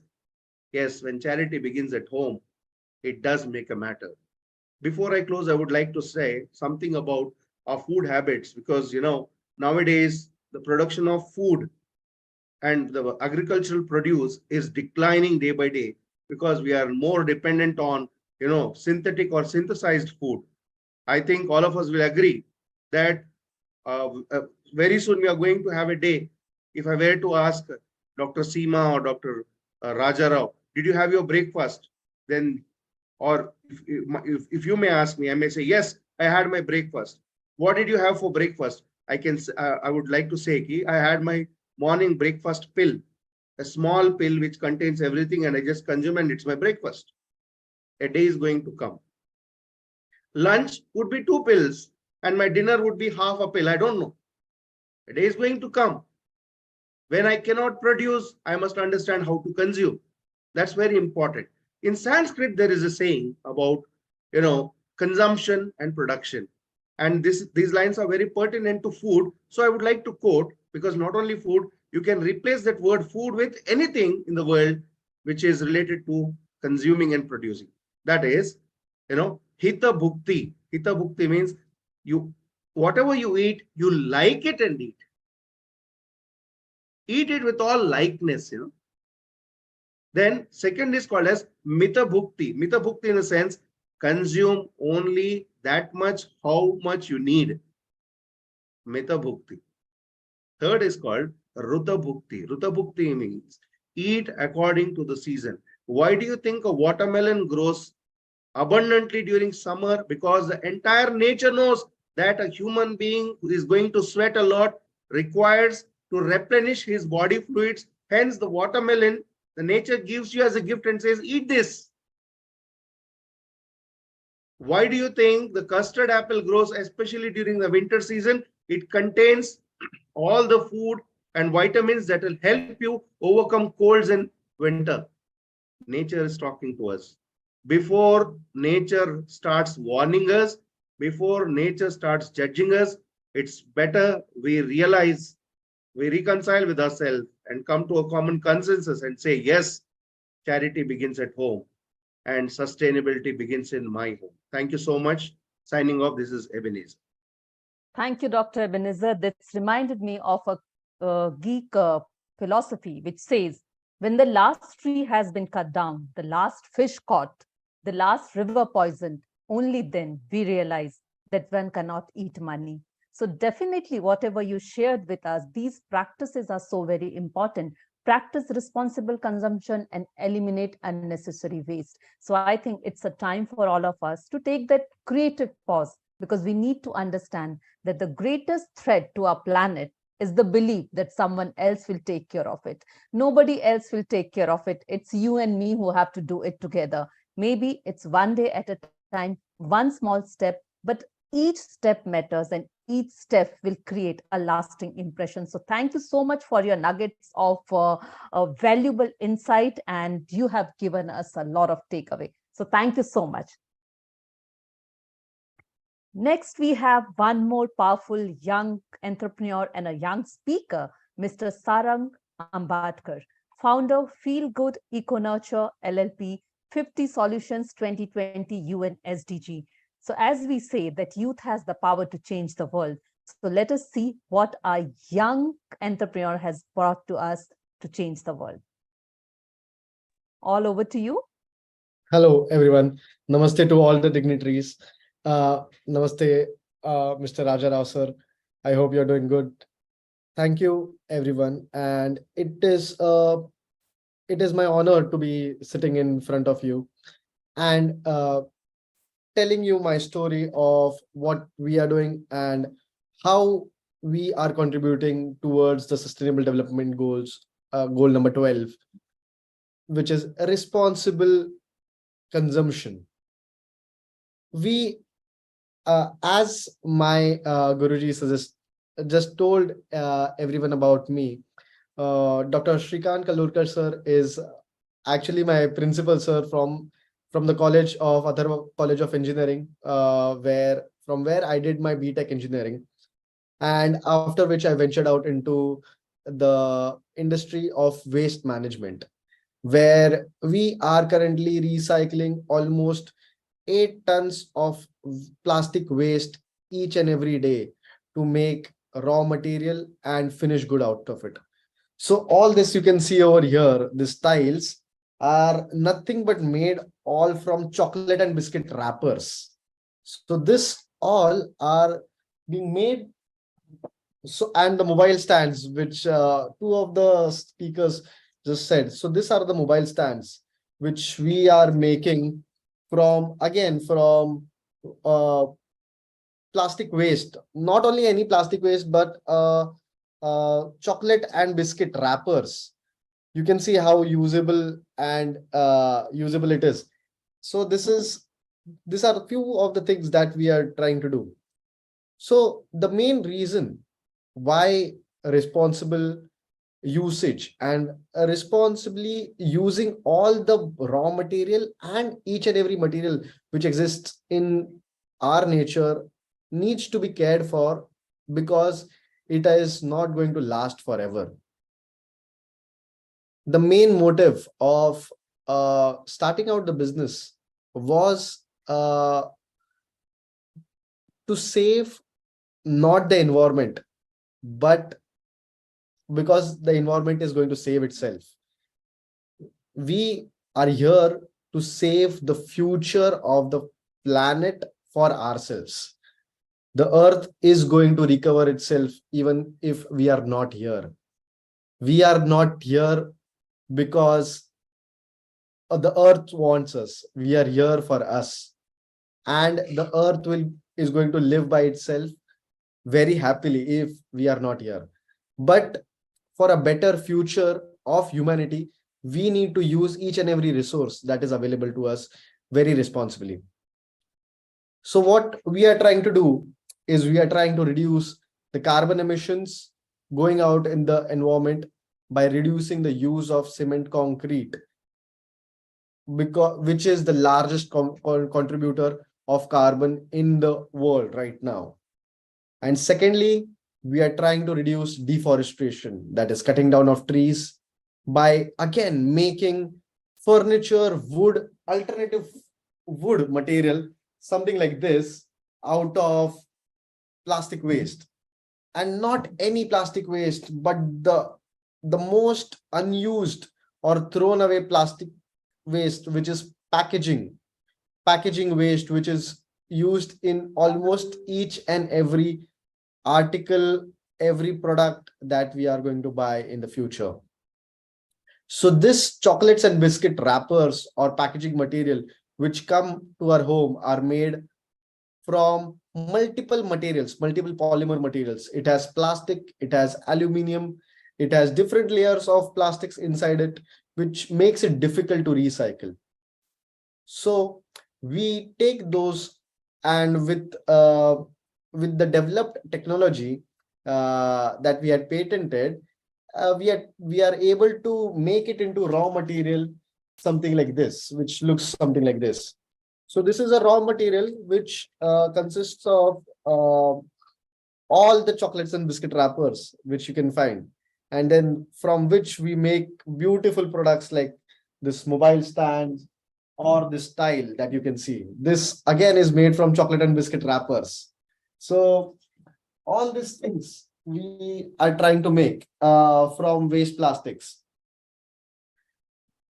Again, the most innovative thing that that I would proudly like to share with you all was the recent development that we were able to do was reduce the amount of plastic waste and textile waste by converting plastic bottles or PET bottles into clothing material.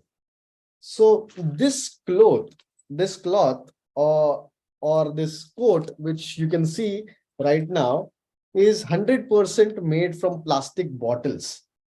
And if you remember, you must have seen this, you might have seen this somewhere. If you can see my screen, this is the recent thing which had happened where I was able to send this quote to Mr. Narendra Modi ji, our own Prime Minister, where he had won this to the Parliament during the week of budget session, and where he is promoting how recycled bottles are made into textiles. So this is one of our most recent achievements that we could do, where we are sending it across to everyone. So this is a campaign which was going through Indian Oil, unbottled campaign, where Mr. Vaidya, the chairman of Indian Oil Corporation, had given it starting from Mr. Modi ji. He gave it to Bill Gates, he gave it to Melinda Gates, and a lot of dignitaries around the world. That this particular technology of turning plastic waste bottles into clothes has become a hit now, and we are also now supplying such uniforms to Indian Oil Corporation and HPCL Corporation, Hindustan Petroleum Indian Oil Corporation, so that their own uniforms are made from waste plastics.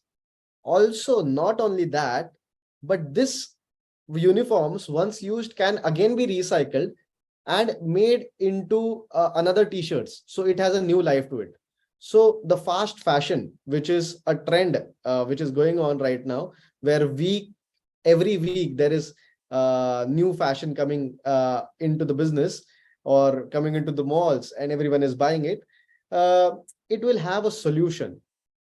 There is a solution to it, just by changing the type of material that we use and how responsibly we dispose it, and where do we dispose it. Because currently the only way to dispose clothes, what we see, is to donate.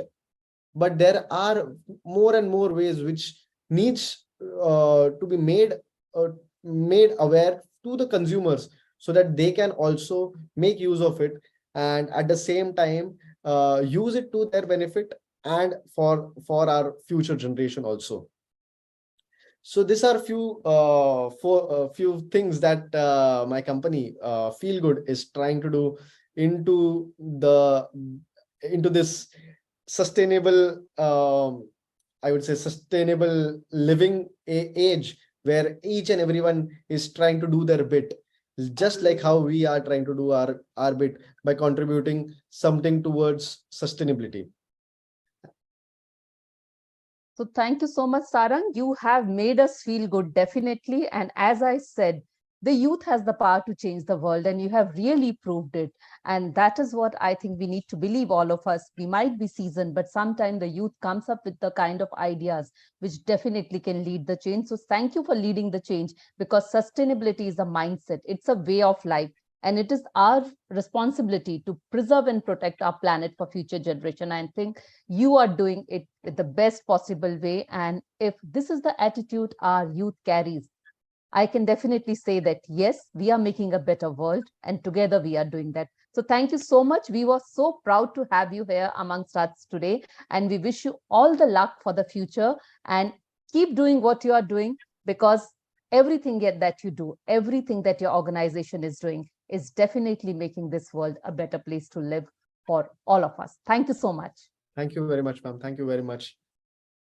So moving ahead, next we have Professor Dr. Pratik Rajan Mungekar, Honorable VC, Scientist, Professor, Counselor, Global Educator, Published Author, and International Speaker.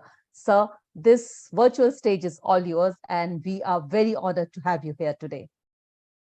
Thank you. Thank you, Dr. Seema, for your kind introduction. And first of all, I would like to congratulate Sharon. Keep up the good work. I'm really impressed because I'm a textile chemist and I'm a biotechnologist also. So, I have researched on bioplastic as well as the entire textile chemistry. So, let's get connected after this conference so we can have a good conversation on this topic. Okay. So once again, congratulations. Dear friends, it is an honor to be speaking with you today about two crucial topics that affects our world in profound ways: peace and responsible consumption and production.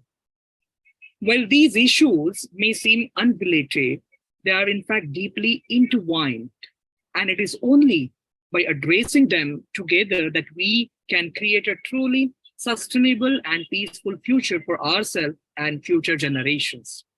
So first, let's talk about peace. We all know that peace is essential for human flourishing. It is the foundation upon which we build our societies, our economies, and our culture.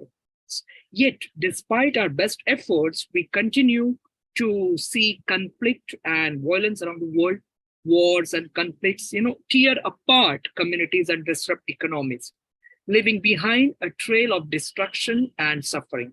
So the United Nations has recognized the importance of peace through the creation of Sustainable Development Goals, which aims to promote peaceful and inclusive societies for sustainable development. So this goal recognizes that peace is not just the absence of conflict, but a state of positive harmony between individuals, communities, and nations.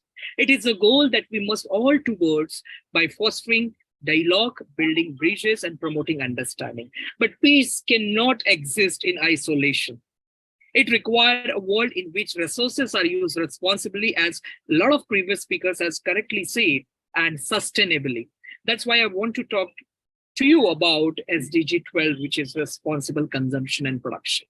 So SDG 12 recognizes that our current patterns of consumption and production are unsustainable. We are depleting our natural resources at an alarming rate, polluting our air and water and generating waste that will persist for generations to come. So this cannot continue if we are to build a world that is truly sustainable. So what is sustainable consumption and production? SCP is an essential aspect of sustainable development. So SCP aims to reduce the environmental impact of the consumption and production of goods and services while also promoting social and economic development. So sustainable consumption and production are a crucial component of the SDGs, which are a set of 17 goals, as you are aware, adopted by the UN General Assembly in 2015 to achieve a sustainable future for all. So SDG, this SCP is crucial for achieving sustainable development, and unsustainable consumption and production patterns have led to environmental degradation, climate change, resource depletion, and social inequalities. So SCP can contribute to environmental protection, economic development, and social equity. So sustainable consumption and production can reduce greenhouse gas emission, promote energy efficiency, conserve natural resources, and reduce waste generations. Now, what are the challenges of sustainable consumption and production which we are facing? So SCP faces several challenges, including lack of awareness, high cost, and limited access to sustainable products and services. Now, many consumers are not aware of the environmental impact of their consumption pattern and do not have access to information that can help them make sustainable choices. So sustainable products and services are often more expensive than their unsustainable counterparts, making it difficult for consumers to switch to sustainable alternatives.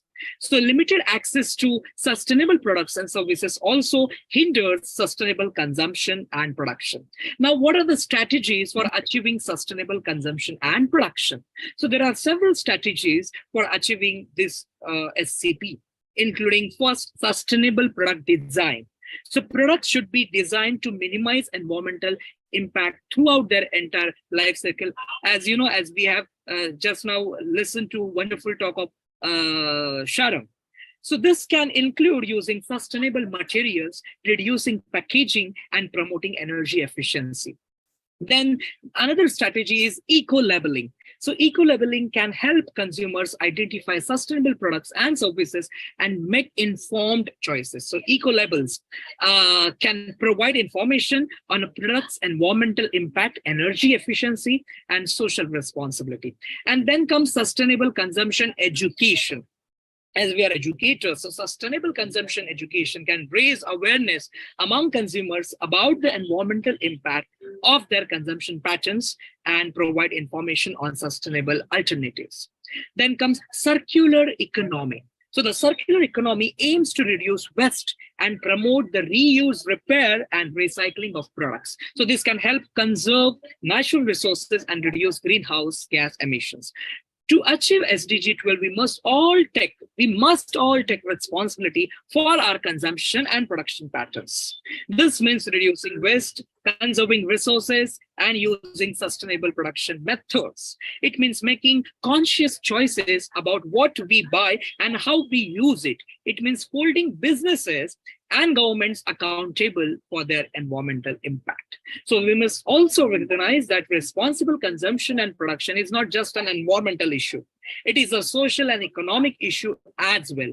So by promoting sustainable production methods, we can create jobs and economic growth that is both inclusive and equitable. We can ensure that everyone has access to the resources they need to live a dignified life without compromising the ability of future generation to do the same.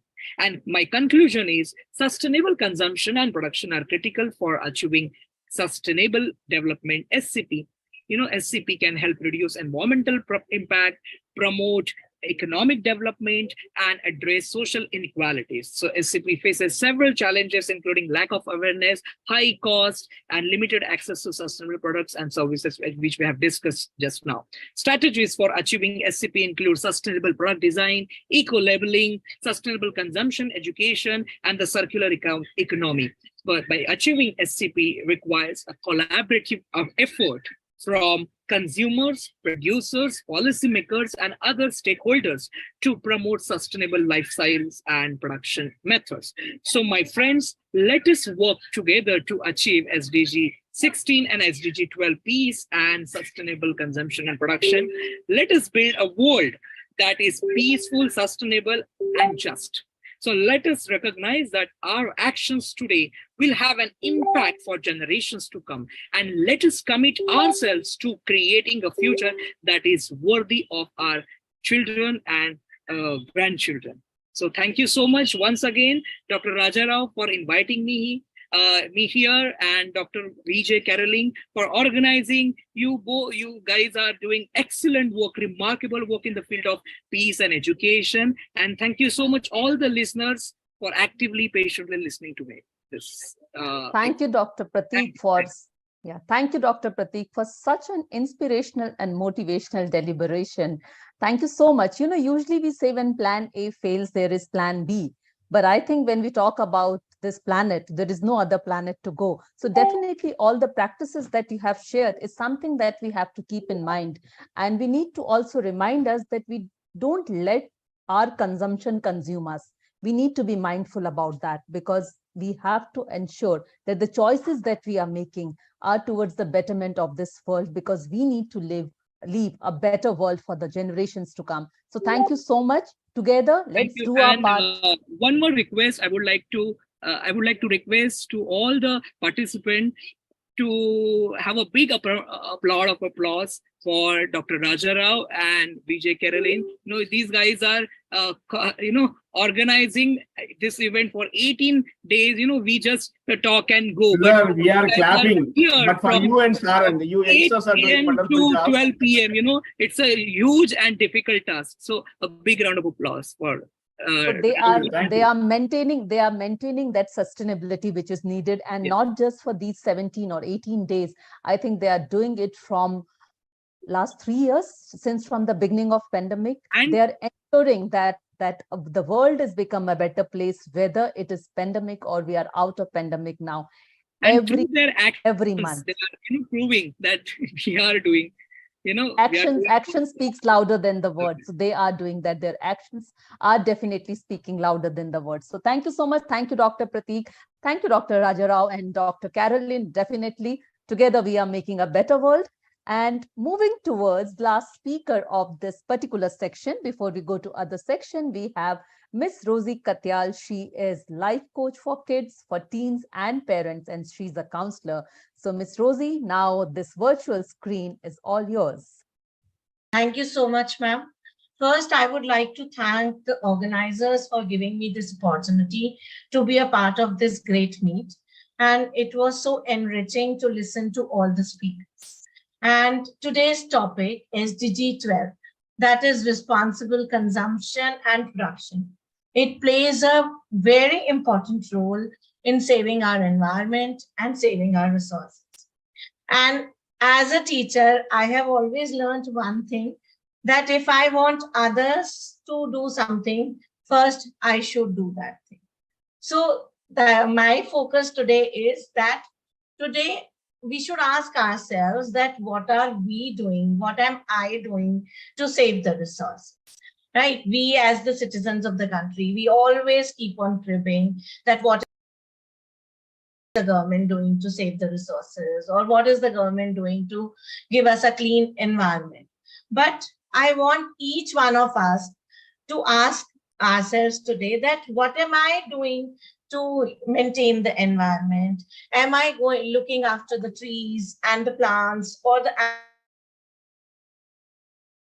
animals, which will help me in sustaining the environment, which will help me in saving the resources? If we read the stories from the Indian mythology or Indian history, we'll get so many examples where our leaders collectively worked with the people to save the resources. The best example is of our honorable late Prime Minister Lal Bahadur Shastri. During his tenure, India was going through a great food crisis. 1960s was the most dangerous decade for India, when we faced the food crisis, the economic crisis, all sorts of problems we faced. And our great leader, the Prime Minister, he asked the people of the country to do 1 day fasting in a week. And as a role model, he himself did that. And 1 day fasting by all the people will help in saving so much of food, and it will help in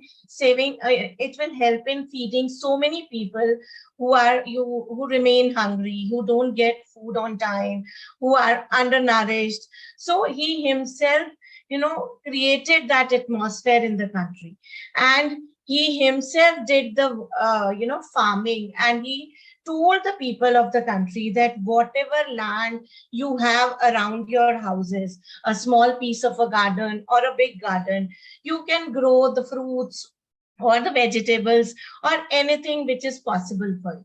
And he organized a competition for the people. He taught them to be responsible producers as well as responsible consumers. And he himself did that. He was from a farmer's family, and he himself did the farming in the Prime Minister's house. So he was a role model for everyone. He organized a competition for everyone. And this story, I heard this story from my father many times, because he also did that farming in our small garden which we had in front of our house, and the prizes were given to the people from the Prime Minister's office. So that is the biggest example of responsible production and responsible consumption. So the main thing is, first we should ask ourselves what I am doing, how I am contributing to the atmosphere, how I am contributing to the environment. Now we all love eating, we all go out and eat, and at times we feel, oh, I have wasted only one bite. It doesn't matter. But let's see the journey of a Indian bread, that is chapati, how it reaches our plate. So it begins from the farmer's field. The first thing the farmer does is he plows the field. For plowing the field, he needs a tractor. For running the tractor, he needs the fuel. Then after plowing, he sows the seeds. So the seeds are needed. And then after that, it takes 3 to 4 months to grow the crop. And for those 3 to 4 months, he keeps on watering the plants. He keeps on adding manures to the field. He keeps on adding pesticides or fertilizers. And finally, after 3 to 4 months, the crop is ready. So during that period, he used the electricity for running the tube well. He used the water. He used the manure. He used the pesticides. Once the crop is ready, the harvesters are being used to harvest the crop. So again, electricity. Then the crop is being packed into the gunny bags, taken to the markets. Again, the transportation is being used. Again, we are using the petrol. So finally, it reaches the market, and then we go to the market and we buy that crop and then bring it to our kitchen. We turn it into a dough and cook it using LPG. We knead it using water. The grinder grinds it, again using the electricity. So it's a long journey. Now, if we roughly calculate it here, that how many resources have we used? So if I waste half a chapati or one chapati, so approximately I am wasting 10 buckets of water, 2 liters of petrol, and 2 units of electricity. And the labor of so many people who worked on the fields, who worked in loading, unloading, that is going waste. So we never realize while wasting the food that how many resources we are wasting. And we always, wait for others to start. Others are also wasting. If I'll do alone, what will happen? Nothing will happen. It won't bring a change. It will bring a change if I'll work alone. If I'll make I'll save the resources alone. So it is very important that I should realize that what is my duty in saving the resources, rather than blaming others, rather than waiting for others to start saving the resources or start using the resources judiciously. See, we can have discussions, we can have all the agendas, everyone knows about the 5 hours, the 7 hours, but we need to ask ourselves. I need to ask myself, am I using those 5 hours in my daily routine? Am I using the wet waste to turn it into a manure? So as a corporate person, how can you use, save the resources?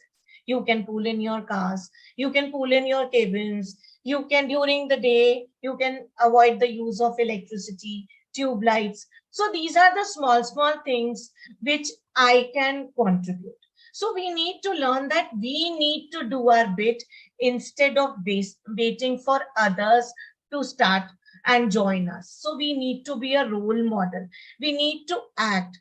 See, when we teach children, we always say that we need to act in front of the children in such a way that they start copying us. In the same manner, if I want people to follow me, then I need to act in that way. This is my fund of doing the things, that I need to act first. I need to save the resources first. I need to do all those things which I want others to do. So doing our bit is the most important thing. As a homemaker, I can save so many resources. How many of us use the RO wastewater? Most of us waste it. We just let it flow into the drains, but we can use it for so many purposes. So it is just a little bit of carelessness that we are doing, and we are not saving the resources. So These are the small things that we need to think about, and I need to act on my behavior first rather than telling others to do this or do that. We always keep for we always wait for the government to implement strict laws. If the government will impose a law that they'll take a challan from us for throwing the wrapper, we'll immediately stop throwing the wrappers on the roads. But it is not there. That law is not being strictly implemented, so we keep on throwing the things. We go to the mountains are full of plastics. People keep on throwing the things in spite of the dustbins being placed everywhere. So everyone has got the awareness. The thing is, we should start doing it. We should start enacting in our day-to-day life that to save the resources. If we go to our Indian mythology, I hope you all know the story of Akshay Patra from Mahabharata. It was the inexhaustible pot which was given to Draupadi, the Pandavas' queen, from Lord Krishna when they were in exile. So that time the Pandavas were facing the problem that they were not able to serve food to the kings who were coming to meet them when they were in exile. So Draupadi prayed to Lord Krishna that how will I serve my guest? So Lord Krishna gave her that inexhaustible pot, and he said that you will keep on getting the food from this pot unless and until you finish eating for the day. Once Draupadi will eat it, after that, that inexhaustible pot will not give the food again in the same day. So what was the concept behind that? Again, the same thing, that the food should not go waste. Inexhaustible pot doesn't mean that we keep on getting the food from the pot. The important thing is we should take only that much in our plate, or we should use only that much thing which is needed by us. Unless and until, we should not waste. As Gandhiji said, nature has got enough for everyone's need, but not enough for everyone's greed. So we are just becoming greedy. We are just wasting things. We are not realizing that what will happen in the future. So we need to change our lifestyle.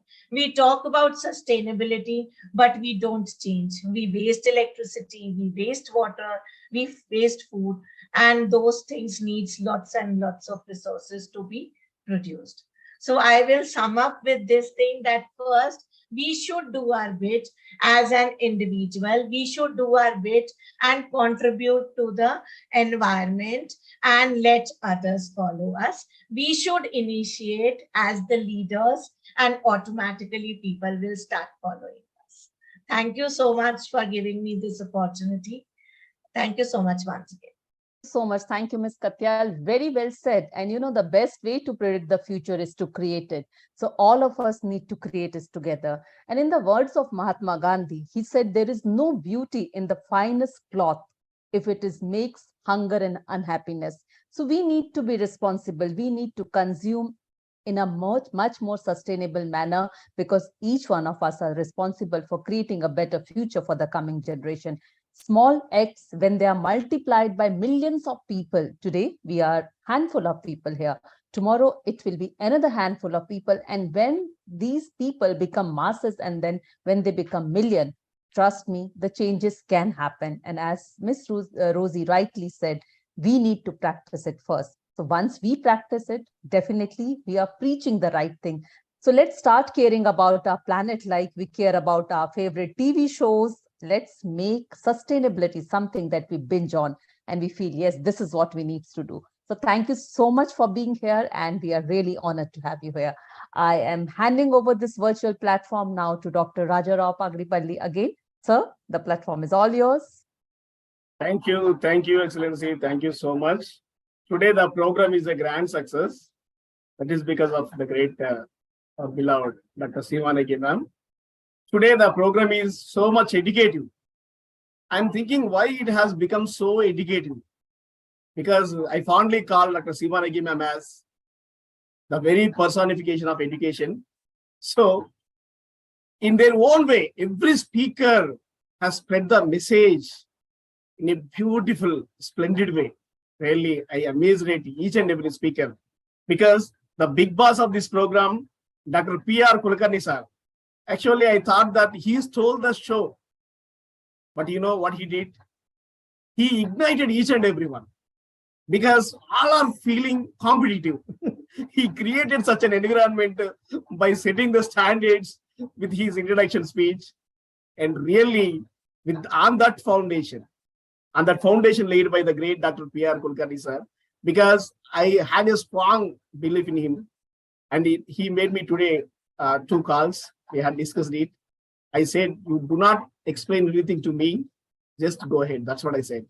Even though he was such a brilliant person, even though he was such an intellectual person, genius, but still he has been asking me, sir, at the end, I want peace. That's all.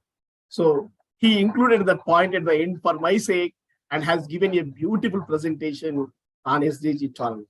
You know, the result is whatever the speakers, the rest of them, they have taken it as an inspiration and built a beautiful construction, a castle with their wonderful presentations. Really, I appreciate each and everyone. Professor Dr. Mario sir, so wonderful. Already he is wonderful. He was doing commendable job in Philippines with the lead Philippines. So having his presence on this time and on the SDG 12, really he did a commendable job. Then Dr. Srikant Kalurkar sir, he's a file. He always talks about file. And early in the morning, he sent a wishes to me saying that thank you so much. Not for the flyer or not for the invitation, but for I mentioned that file. He is file. That's what I mentioned in his flyer. So he said thanks. Really, he deserves it. He's the researcher of Agnihotra. He has been doing commendable job because I am fortunate enough to read his research papers on that Agnihotra. Because he adapted that Agnihotra concept not only from Indian mythology, even from Bible, they have taken. So by mixing all these, they are creating such an harmonious environment in Solapur. Really, I was fortunate enough to stay there 2 days and I happened to study all these things. Really, Srikant Kalurkar sir, kudos to you, salute to you, sir. Then Dr. Meena Sharma ma'am, you are a professor and you made it an university and have given a fabulous presentation, ma'am. Thank you so much. We came to know that how you narrate things with students. Really, that's what we felt. We have become students for a while. Thank you, ma'am. Thank you so much for enlightening us. Really, we too felt like a students and we heard your beautiful presentation because that is so educative. Then I would like to say thanks to Dr. Ebenezer brother. Yes, whenever someone speaks English, whoever we are intellectual or whatever it may be, whatever the level of English that we may speak, but when Dr. Ebenezer speaks, every single syllable is understood. That was his specialty. The way he has narrated the subject, really the examples and the scenario and whatever the examples he has taken from our real life. Really, one thing I was so surprised, SUPW. Actually, that is 30 years puzzle for me. I never knew that. But I used to write on the school board that SUPW class, it's to take a break. So that's why. But today I came to know that it has an extent. But I know it there at that time. And this time I realized what it is, the full form of SUPW. Thank you, sir. Thank you so much for enlightening us on that special. And Sarang, really, he is the best example for unemployment in India. If we see Sarang and what he's been doing in Mumbai, actually, last year when he presented his views in the World Peace Summit, he is like a kid. But this time he has turned it a complete thorough professional and CEO, and he has been doing commendable job. And the nation appreciated him. And in international arena, he is going to rule. So we need people like him in our country, or not only in our country, every country needs such type of people who works on innovation. And kudos to dear brother, Professor Dr. Pratik. Really, he is always puzzled to me because every day he will have 2 or 3 programs. I don't know how he manages all these things, but he keeps on working on something and he keeps on writing on something and he keeps on attending programs. Pratik brother, you have a long way to go. We wish you all the best. as a scientist, I hope you achieve wonders in coming days. Rosie Katyal ma'am, you are a surprise package today. Rosie Katyal ma'am, she made us kids and spoon feeded everything. Really touching, ma'am. Thank you so much for the way you have described, because we know that you counsel teens, you counsel kids, you counsel parents. Really, the way you have counseled us, then spoon feed on the subject, that is fabulous note, because the way you ended the first session, so great, ma'am. Thank you so much. Kudos to all first session speakers. Really, it is a fabulous day. Yesterday we felt a bit low because 3 speakers, due to some flight schedule problem, they were unable to join, and we felt a bit sad. But today, really, almost all speakers did a wonderful job. Thank you so much. It's a great day. And the second session is going to be an hectic day. It's a like 2020 match. We have 4 speakers here. So within 30 minutes, not 30, 20 minutes, within 20 minutes, we'll end this program. So please stay with us. We'll invite from all the way from Philippines, we invite Maria Lucia M. Baroro ma'am. She is the person who joined at 7:30, and her session is going to take her at 10:20. Very sorry for that, ma'am. Maria Lucia M. Baroro ma'am from Philippines. Over to you, ma'am. Hey, am I audible? Yes, perfectly.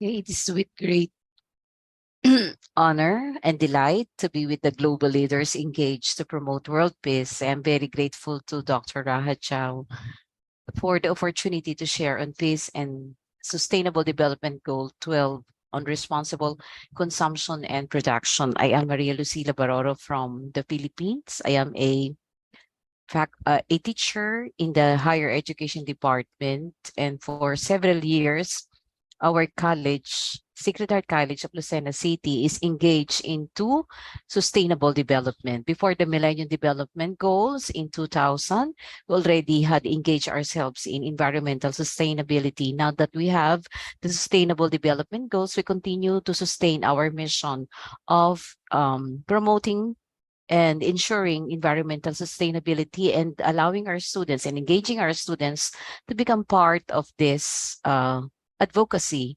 on taking care of our common home and taking care of our environment. Sacred Heart College is a Catholic institution located at the southern part of the Philippines. We are 4 hours from Manila, and therefore it's like of a countryside location where we have we can apply, and surely we are living into that responsible consumption and production. So we know that Philippines is an agricultural country, and in as much as possible, we promote resource and energy efficiency, and thus we respond to continuing our infrastructure and providing access to basic services, promoting green. So I learned a lot from the speakers of today, and from their insights and inputs that would be valuable to our students, to our clients, and even to our stakeholders. Allow me to share my screen, where I will be Yes, you are co-host now. You can please share. yes, thank you. And make it 5 minutes, please. Yes, thank you, sir. So I'll be showing you a video, just only to sorry.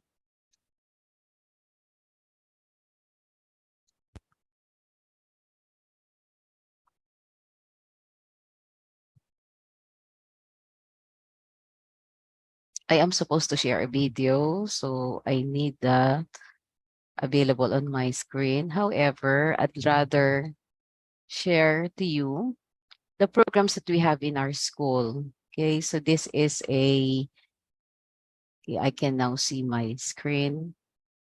So in our school, we have this program, and we call it as the Dato Si program.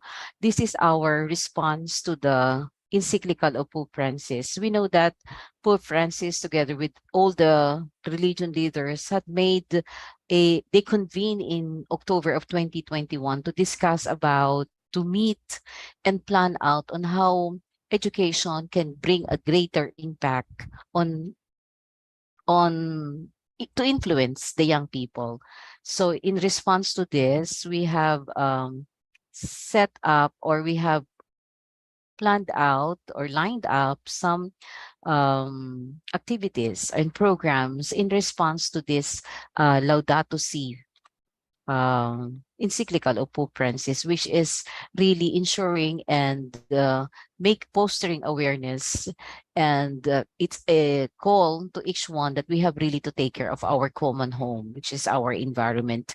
Now that we are into this climate emergency, now that we are into that need for us to really act and come up with a mitigation plans in order to care for the common home.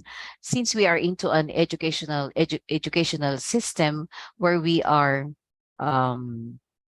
forming our young children, forming the youth, forming the future generation to become responsible. And thus, we respond to the cry of the earth by fostering or by promoting this solid waste management program, wherein we have really to promote segregation at the source.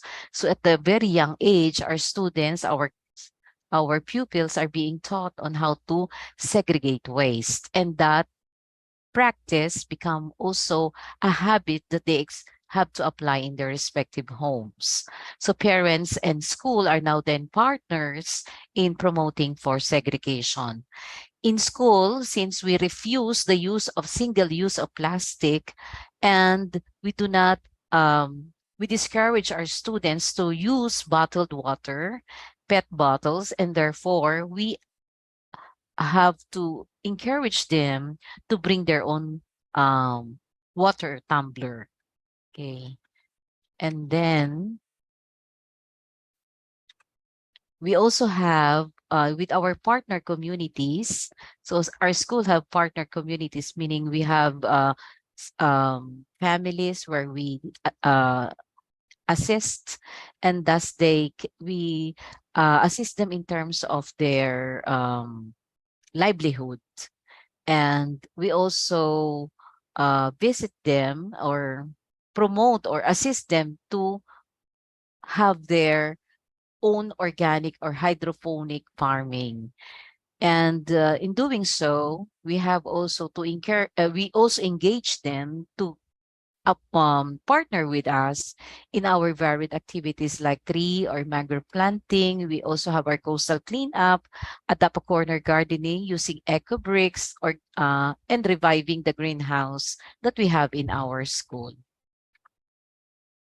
So this is our actions that we made. So we also have an energy saver school by using LED lights. And then we also, of course, we have we limit the time of the use of air condition in our school.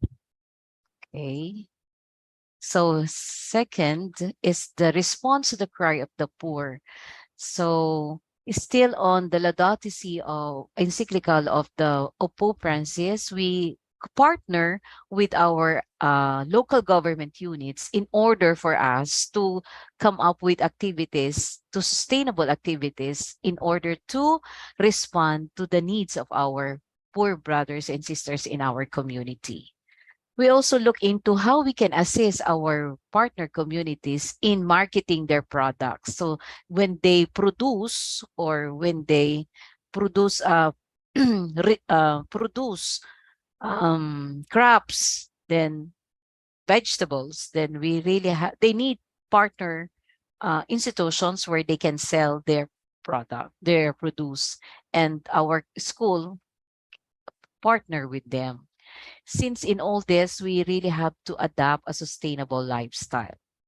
And we say that living zero waste management is a lifestyle. It is a habit that we really that we are inculcating and promoting to our students and to all the stakeholders.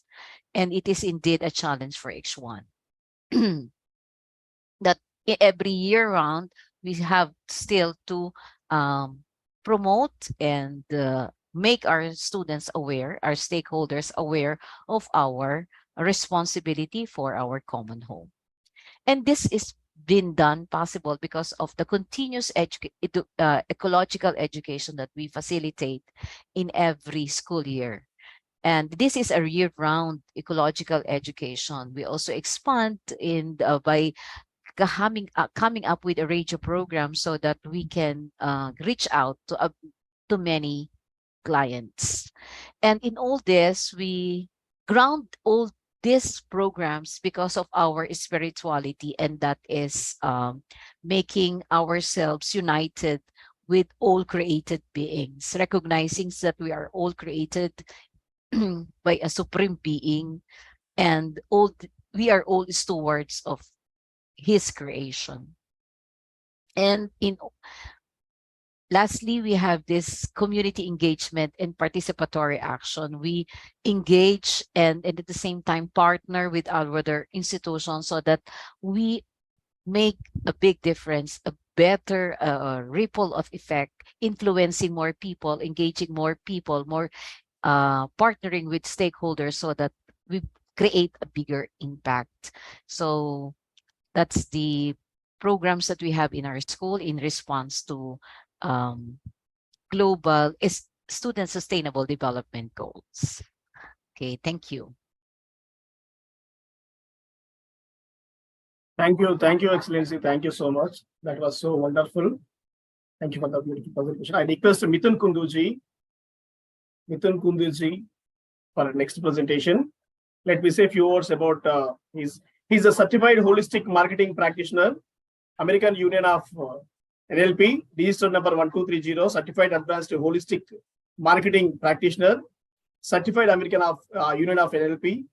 So he has so many registrations, he has so many certifications. With all these equipped qualities, he is going to present his narration for 5 minutes. Over to you, Mr. Kunduji. Thank you so much, sir, and giving me this opportunity. I'm really grateful. I listen to so many great people's voices. Because we are a sports player, we talk less, do more. We believe less talk, do more. You give me the 5 minutes. 5 minutes will give me people are game changing. Because I'm a mental. Thank you, brother. Thank you so much. I'm a belongs to in Bengal. Right now I'm in Pune. I'm working since 16 academy already dates. I'm also Mumbai. So I strongly listen. I'm not a very technical person. This first of all. So I'm a very mental toughness. I believe the mental toughness. End of the day, whatever you're doing in your life, I call it the mental toughness. It's called the consistency, practice, daily practice, time management, and talk less, do more. You did a very good job, right? I strongly believe we are not required the resources. We require resourcefulness, right? That is the changes. We need to be a resourcefulness, whether it is society, whether it's human being, whatever changes in production or sustainability, first change ourselves first. If you change yourself, you change whole society. People are changing. People are talking too much. They don't focusing they're focusing the point. They're even I saw many people. They're talking and talking and talking. Even I always told everyone, less talk, do more. We are working in under pressures. Pressures like opportunity is opportunity like a responsibility. Responsibility is performance equal to results. If you focus on your process, whatever you do, you are in success in life. Because I strongly believe that this universe as such a great, we are here to serve the nations, right? I'm proud to be an Indian because if step strongly bonding the humanity, first step, the 1% daily improvement, you're getting 365 days for implementation in the end of the year. So first you need changes yourself. Mother Teresa always told, since one captions, first clean your own doorsteps. First clean yourselves, the whole world will be definitely clean, right? I always teach everyone, first you need your mental toughness, your focus, your dedications to the work.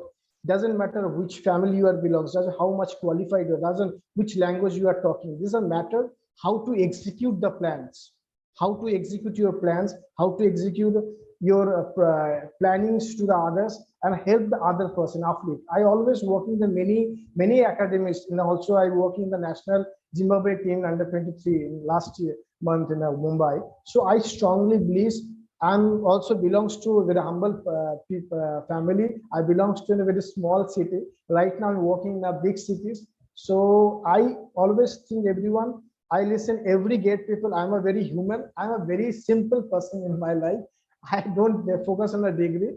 And I believe humanity is the main thing. When humanity is here, everything is here. Thank you so much. Thank you, dear brother. That's so short and sweet. Really, you are a sports person.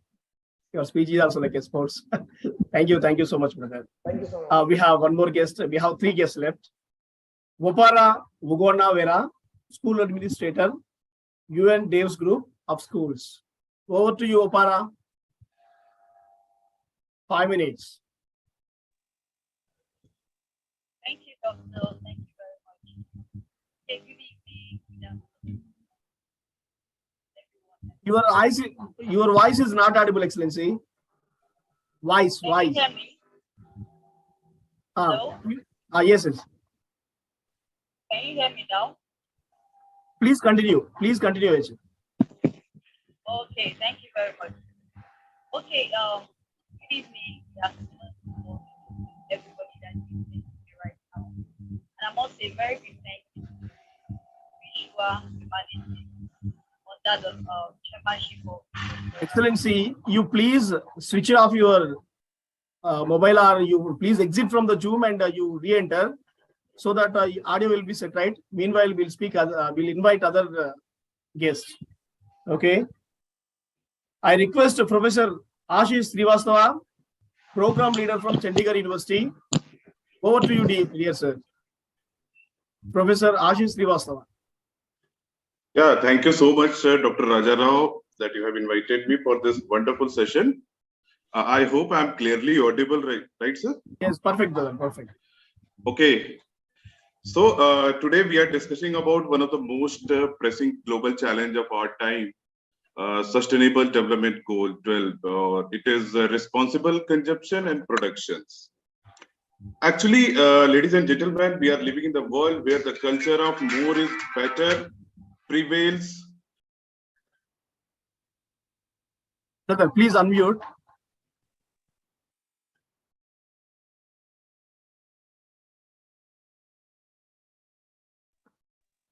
Okay.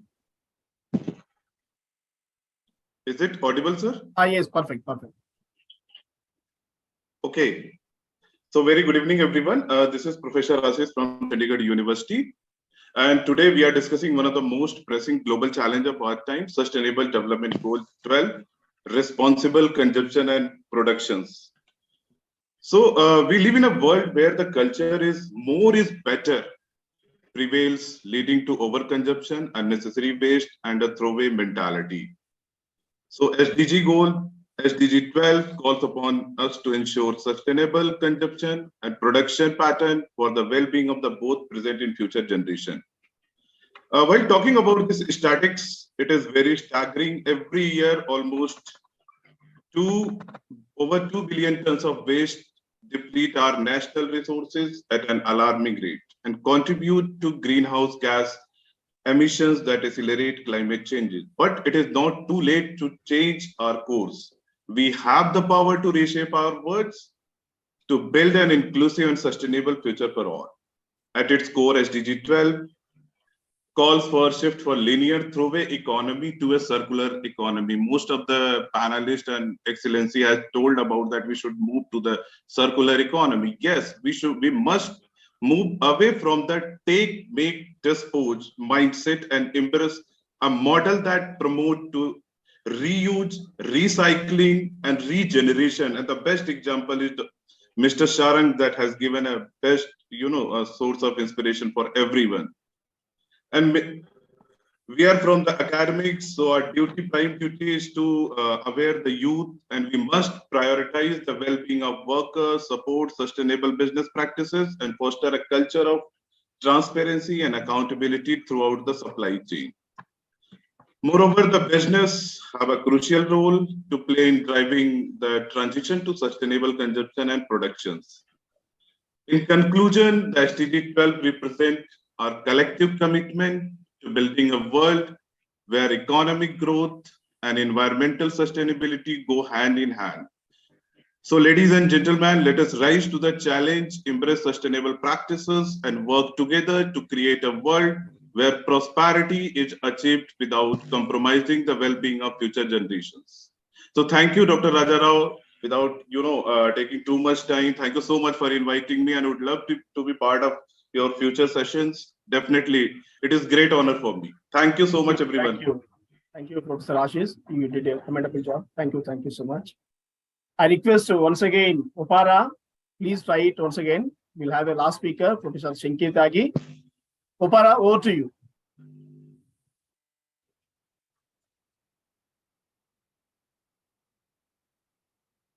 Okay. Thank you so much. Thank you very much. Okay, good evening, everyone. Good evening, good morning, good afternoon, from wherever you're watching me from. And I must say very big thank you to Dr.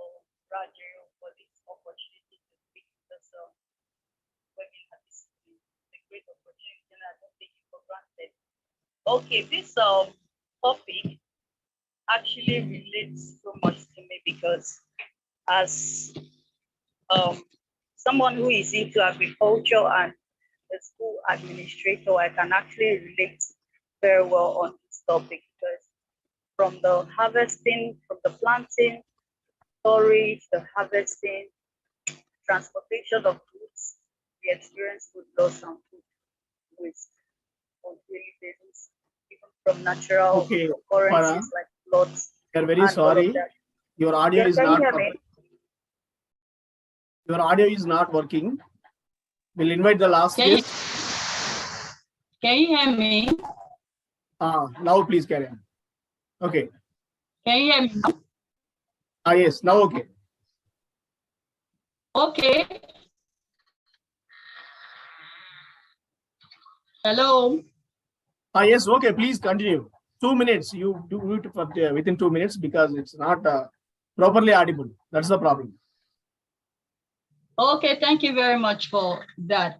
I'm so delighted to speak on the topic this evening, which is responsible production and consumption.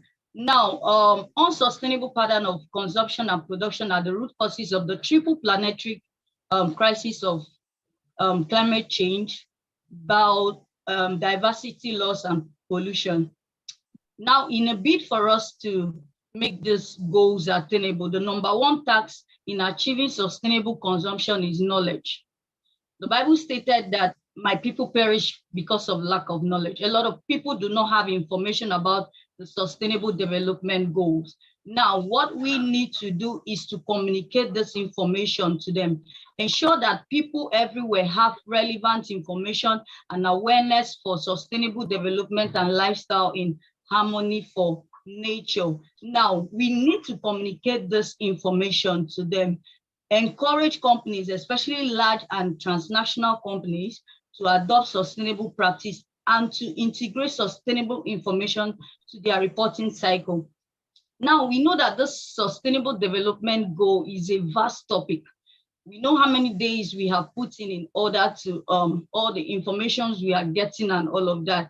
If we can, in our schools, inculcate this sustainable development goal as a course on its own for students to go through it and have basic information about the goals, about consumption, about production, about the extent of product production effect on the planet.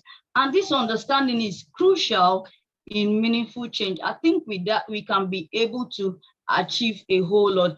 And in conclusion, the government, the industries, the school, everybody, just like Dr. Ebenezer said earlier, from our homes, everybody needs to come together to put everything to get and see that we meet up to a very good life. And I think with that we can live a very good life. So I want to say a very thank you to Dr. Radio for this opportunity, and I don't take it for granted. Thank you very much and have a good evening. Farah, you have done a fantastic job in spite of technical glitches, but your speech is fantastic. Kudos to you for touching the example that you have taken. People perish. That's really so amazing. Thank you so much. Last but not the least, we have Professor Shankir Tyagi, Professor and Other, Digital Marketer, Digital Marketing Institute of Technology and Sciences, Ghaziabad. Over to you, Excellency, Professor Shankir Tyagi. Thank you so much, Mr. Raja Rao, for inviting me here on this panel. Ladies and gentlemen, distinguished guests, and fellow advocates of sustainable development. It's an honor to be here today, and I, Shankir Tyagi, Professor of Digital Marketing and an academician at Institute of Technology and Science, is here discussing the most critical aspect of our global agenda, sustainable development, Goal 12, responsible consumption and production. The world that we live in today is facing numerous challenges these days, including environmental degradation, resource depletion, and social inequality. It is crucial for us to address these issues heads-on, and SDG 12 provide us with a comprehensive framework to do just that. Responsible consumption and production is about finding a balance between meeting our needs and preserving the planet for future. It requires us to rethink our current pattern of consumption, production, and waste generation, and strive for more sustainable alternatives. As we pursue responsible consumption, we must focus on reducing waste and optimizing resource utilization. This means adopting cleaner production methods, promoting circular economy models, and minimizing the generation of hazardous substances and waste. By doing so, we can significantly reduce our ecological footprint and contribute to the conservation of our natural resources. Equally important is the need for responsible consumption. We live in a world where the culture of more is better that prevails, leading to overconsumptions, unnecessary waste, and a throwaway mentality. We must challenge that this mindset and strive for more conscious and informed approach is what we buy and what we use. By opting for sustainable products, supportive companies with ethical practices, and making informed choices, we can reduce our ecological footprint and promote a more circular economy. SDG 12 encompasses two crucial principles. First, I'll talk about is responsible consumption and responsible production. Both these two parameters are responsible and for opting sustainable eco-friendly products and reducing waste through recycling and reusing it. On the other hand, responsible production focuses on minimizing the environmental footprints of business, adopting a cleaner production method, and ensuring that ethical practices throughout the supply chain. Ladies and gentlemen, achieving SDG Global 12 is not only a moral imperative, but also an opportunity for positive transformation. By embracing responsible consumption and production, we can unlock numerous benefits, including job creation, economic growth, improved public health, and a healthier planet. It requires a collective effort involving government, business, civil society, individuals working together for a common goal. So let's seize the moment and commit ourselves to the vision of sustainable world, where our consumption respects the limit of our planet and our production promotes the well-being of both people and the environment. Together, we can make responsible consumption and production the norm, safeguarding our planet for present and for future generation. So thank you so much here, Dr. Raja Rao and the team for inviting us on this wonderful topic. Professor Shankir Tyagi, you are so amazing. Already you are amazing, but this presentation is so amazing. Thank you so much. Thank you so much. We are going to talk about informal things now. I request all the guests to stay there so that we can thank each other, because during the earlier sessions, we are so hectic, so busy. Now, let us a bit relax and let's say thank you and let's depart with a happy note. Before that, I invite Professor Dr. Vijay Carolina for concluding remarks. Then I will come with a vote of thanks. I request Professor Dr. Vijay Carolina. Thank you very much, sir. I'm so delighted to see all the chief guests, honorable chief guest, special guest, keynote speakers, and honorable speakers. We have given different names, but all are in great grace. Really delighted to see everyone giving excellent takeaways that we have tried our best to takeaways, and we have noted and we are going to implement at our level how best we can use the resources and see that the waste will be very less. So we try our best level. As one of the speakers said, I liked it. God has bestowed the natural resources to use it effectively, efficiently for the benefit of the human beings. But knowledge is also, wisdom and knowledge is given to us. You are blessed with knowledge and wisdom to use the resources effectively, efficiently, with our knowledge, with our wisdom, for the betterment of the society and for the future generation. But technology has helped us to have a sophisticated life, but we need to understand how to use the technology not to have a lot of waste and polluting the environment. So industries, factories, everywhere we notice a lot of pollution is caused by these, and air pollution, water pollution, soil pollution, noise pollution, e-wastage, everything is creating a lot of chaos and havoc in the minds of the people, and they're disturbing the great life where we need to lead a peaceful life. Peace has to be in our mind, but unfortunately, these issues, the burning issues, is creating a lot of confusion. What to do, how to lead our life, and how to make our younger generation to lead a peaceful life. Is this planet is going to help? Yes, Mother Earth can lead. I mean, it can, what we say, can be created by itself. It can heal by itself. It has that, if we give a chance, it can heal by itself. The COVID is a good example where the nature tried its best to heal itself. The world we have created, the human being have created. Actually, we were created on this earth to lead a prosperous life. We have to multiply and we have to make others to lead a fruitful and peaceful life. So let us make our Mother Earth to heal by herself and help us to lead a peaceful life. And let the future generation have all the natural resources where they can be benefited from these resources bestowed by God and Mother Earth. Thank you very much for all the eminent speakers who has given us a great knowledge, shared your knowledge, wisdom, experience, insights, views that are amazing. You made this platform more vibrant and jubilant and inspired us to be a real human being with humanity, work for the welfare of all the living organisms, that is human being and the animals, plants. Thank you very much. Thank you, ma'am. Thank you so much. Dandam andi, dandam. Mute button. It's muted. Dandam Swami. Thank you so much.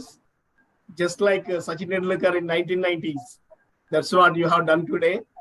There is one more person. Sir, Srikanth Kalurkar, sir, can you please switch on your video? Okay, he is there. So, thank you, sir. Thank you so much. Okay, he will switch it on anyway. Kulkarni sir, really, yes, sir. We are always indebted to you because it has got a great beginning. That is what I can say first. With that great beginning, the program till the end, we feel still that vibrations. Still we feel that vibrations. And whatever we have a trust in you, you have went beyond our expectations, sir. Thank you. Thank you so much. In future also we collaborate. In future also we do many things together, sir. Thank you, sir. Thank you so much. Definitely. Thank you. Thank you very much. It was a great session. All the eminent speakers have contributed very nicely. And of course, all of us will try definitely for a sustainable development. Thank you. Thank you very much. Thank you, sir. Thank you. Sitting here for 3 hours is so great, sir. Srikant Kalurkar, sir. Yes, sir. Thank you very much. Thank you. Thank you very much, sir. Thank you very much, sir. So it's time to say thanks to each and everyone. Let's finish it in 2 minutes. So we are starting from Geeta Suryavanshi, ma'am. Thank you, ma'am. One more day, a beautiful day. Thank you, ma'am, for attending and joining us and making so happy. Then Vishwanath Panikrai, sir. Thank you, sir. 12th day, sir. 12th day. Thank you so much for your blessings. Then Ambassador Adi and Raisi, brother. Thank you, brother, for continuous support. Thank you so much. Then Pratik Ranjan Mungekar, brother. Thank you for joining. Thank you so much, brother. Dear Dr. B. Ebenezer, sir, are you there? Yeah, I'm there. I'm there very much. Sir, really, we are so great, sir, today having your presence. Sir, it's my If pleasure. there is Sir. any man of the match award, something like that, that is there in it. Certainly you. will give it to you, sir. Thank Because you so the much. way you have presented that today's subject, that's really so amazing. Because such a beautiful way you have picturized it, sir. Because actually, it is very critical subject. Sustainable Development Goal 12 is a critical subject, but the way you have presented it to us, that's so amazing, sir. Thank you sir. so Thank much. you so much. And My pleasure. your accent, your diction, and that language, that is so great, sir. Really, we were able to capture each and every syllable from you. So really amazing. Thank you, sir. Thank you so much. Thank you, sir. God's great. Thank you so much. Archana Priyadarshini, ma'am. Thank you, ma'am. Thank you for your Thank you, support. sir. Thank you for joining. And one more beautiful day. Then Poonam Goti, ma'am. Thank you so much. Thank you so much for joining. And Maria Lucila, Thank you, ma'am. sir. Thank you, ma'am. Thank you. Maria Lucila, ma'am. Thank you so much for the beautiful presentation. Mithun, brother, you are like Virendra Sehwag. You hit it very hard. Thank you so much. All success. Thank you so much, brother. Then Professor Shenki and Tyagi, Professor Ashish Srivastava, you two are gems and you have a long way to go. You achieve so many things in future. I wish you all the best for your future endeavors. Thank you for joining. Thank you for gracing and making it memorable. Thank you, Excellency. Thank you so much, sir, for your words of encouragement. Thank you so much, sir. You deserve it, brother. Thank you so much. Thanks a ton for motivating us. Thank you, Excellency. Then with this note, with this beautiful note, we are concluding Sustainable Development Goal 12 and 12th goal. 12 days, memorable days. One woman is there behind all this journey, Professor Dr. Vijay Carroll, ma'am, Managing Director of this wonderful organization, Vishwa Humanity United International Royal Council, having her Excellency as the Managing Director. We are doing this journey because she's the plan, I am executing. She has the seed, I am nurturing it. So we together with our ideas, our plans, our strategies, because we have a common cause. Before Royal Council, we have our own organization. So I have my Telangana Kala Parishad and ma'am have the Life Foundation. During the COVID-19 crisis, we plan to merge these two and make an international platform that is actually, we have planned it as World Peace Commission, actually, but unfortunately we didn't get that title. But anyway, government has given that second title, Vishwa Humanity United International Royal Council. There may be a purpose, but we are very fortunate to have the title, and we have completed successfully 2 years and we are entering 3 years. So with this journey, this is a huge journey because it's appreciated by nearly 50 nations. Our peace campaign is appreciated by nearly 50 nations, presidents or governments. It was endorsed on paper, on letter form, and nearly 100 international organizations, universities appreciated our efforts. And our government of India, we were invited by various state governments and the honorable central ministers, and even President of India also appreciate our campaigns. And soon we are expecting such an invitation from our government of India, whether it may be President of India, Prime Minister of India, Home Minister of India, but we are expecting such a, because this peace campaign can be strengthened when this campaign will be recognized by government of India. Of course, already we received that support in the form of letters, endorsements, various states, central government, but still we are going to represent a souvenir of 2022 and 2023 souvenirs of World Peace Summit. And we are also sending all these messages to almost all 195 nations with that objective. Already yearly we received 100 messages for these 2 years, and we are planning a book with your wonderful messages.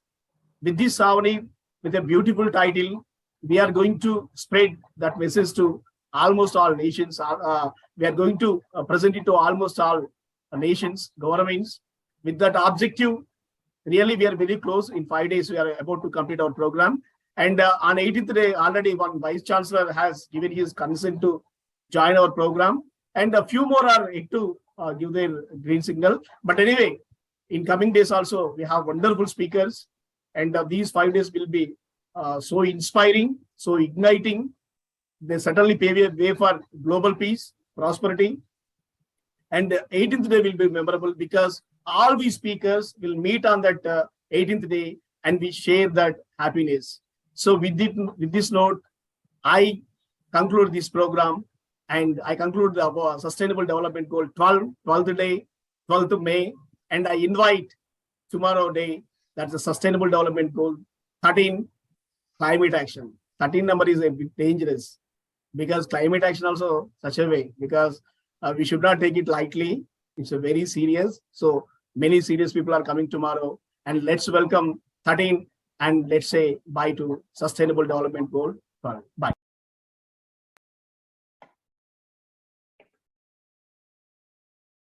Greetings all excellencies. Today, 12th day in World Peace Summit. A beautiful day, a great day. Really, we are honored to have all these galaxy of star speakers today to discuss global peace, Sustainable Development Goal 12.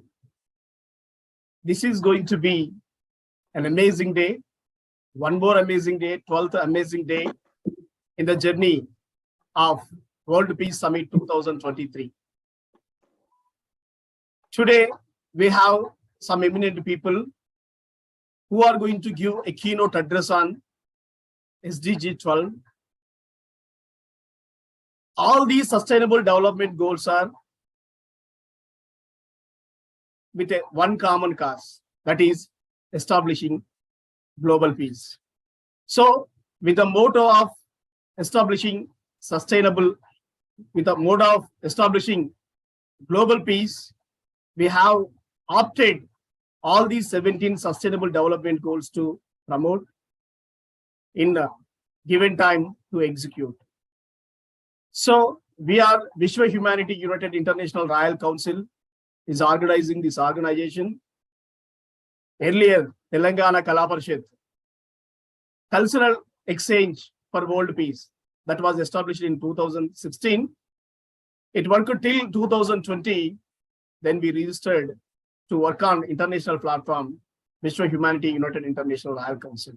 We have also other sister organization, the Life Foundation, which is chaired by Professor Dr. Vijay Carolyn ma'am.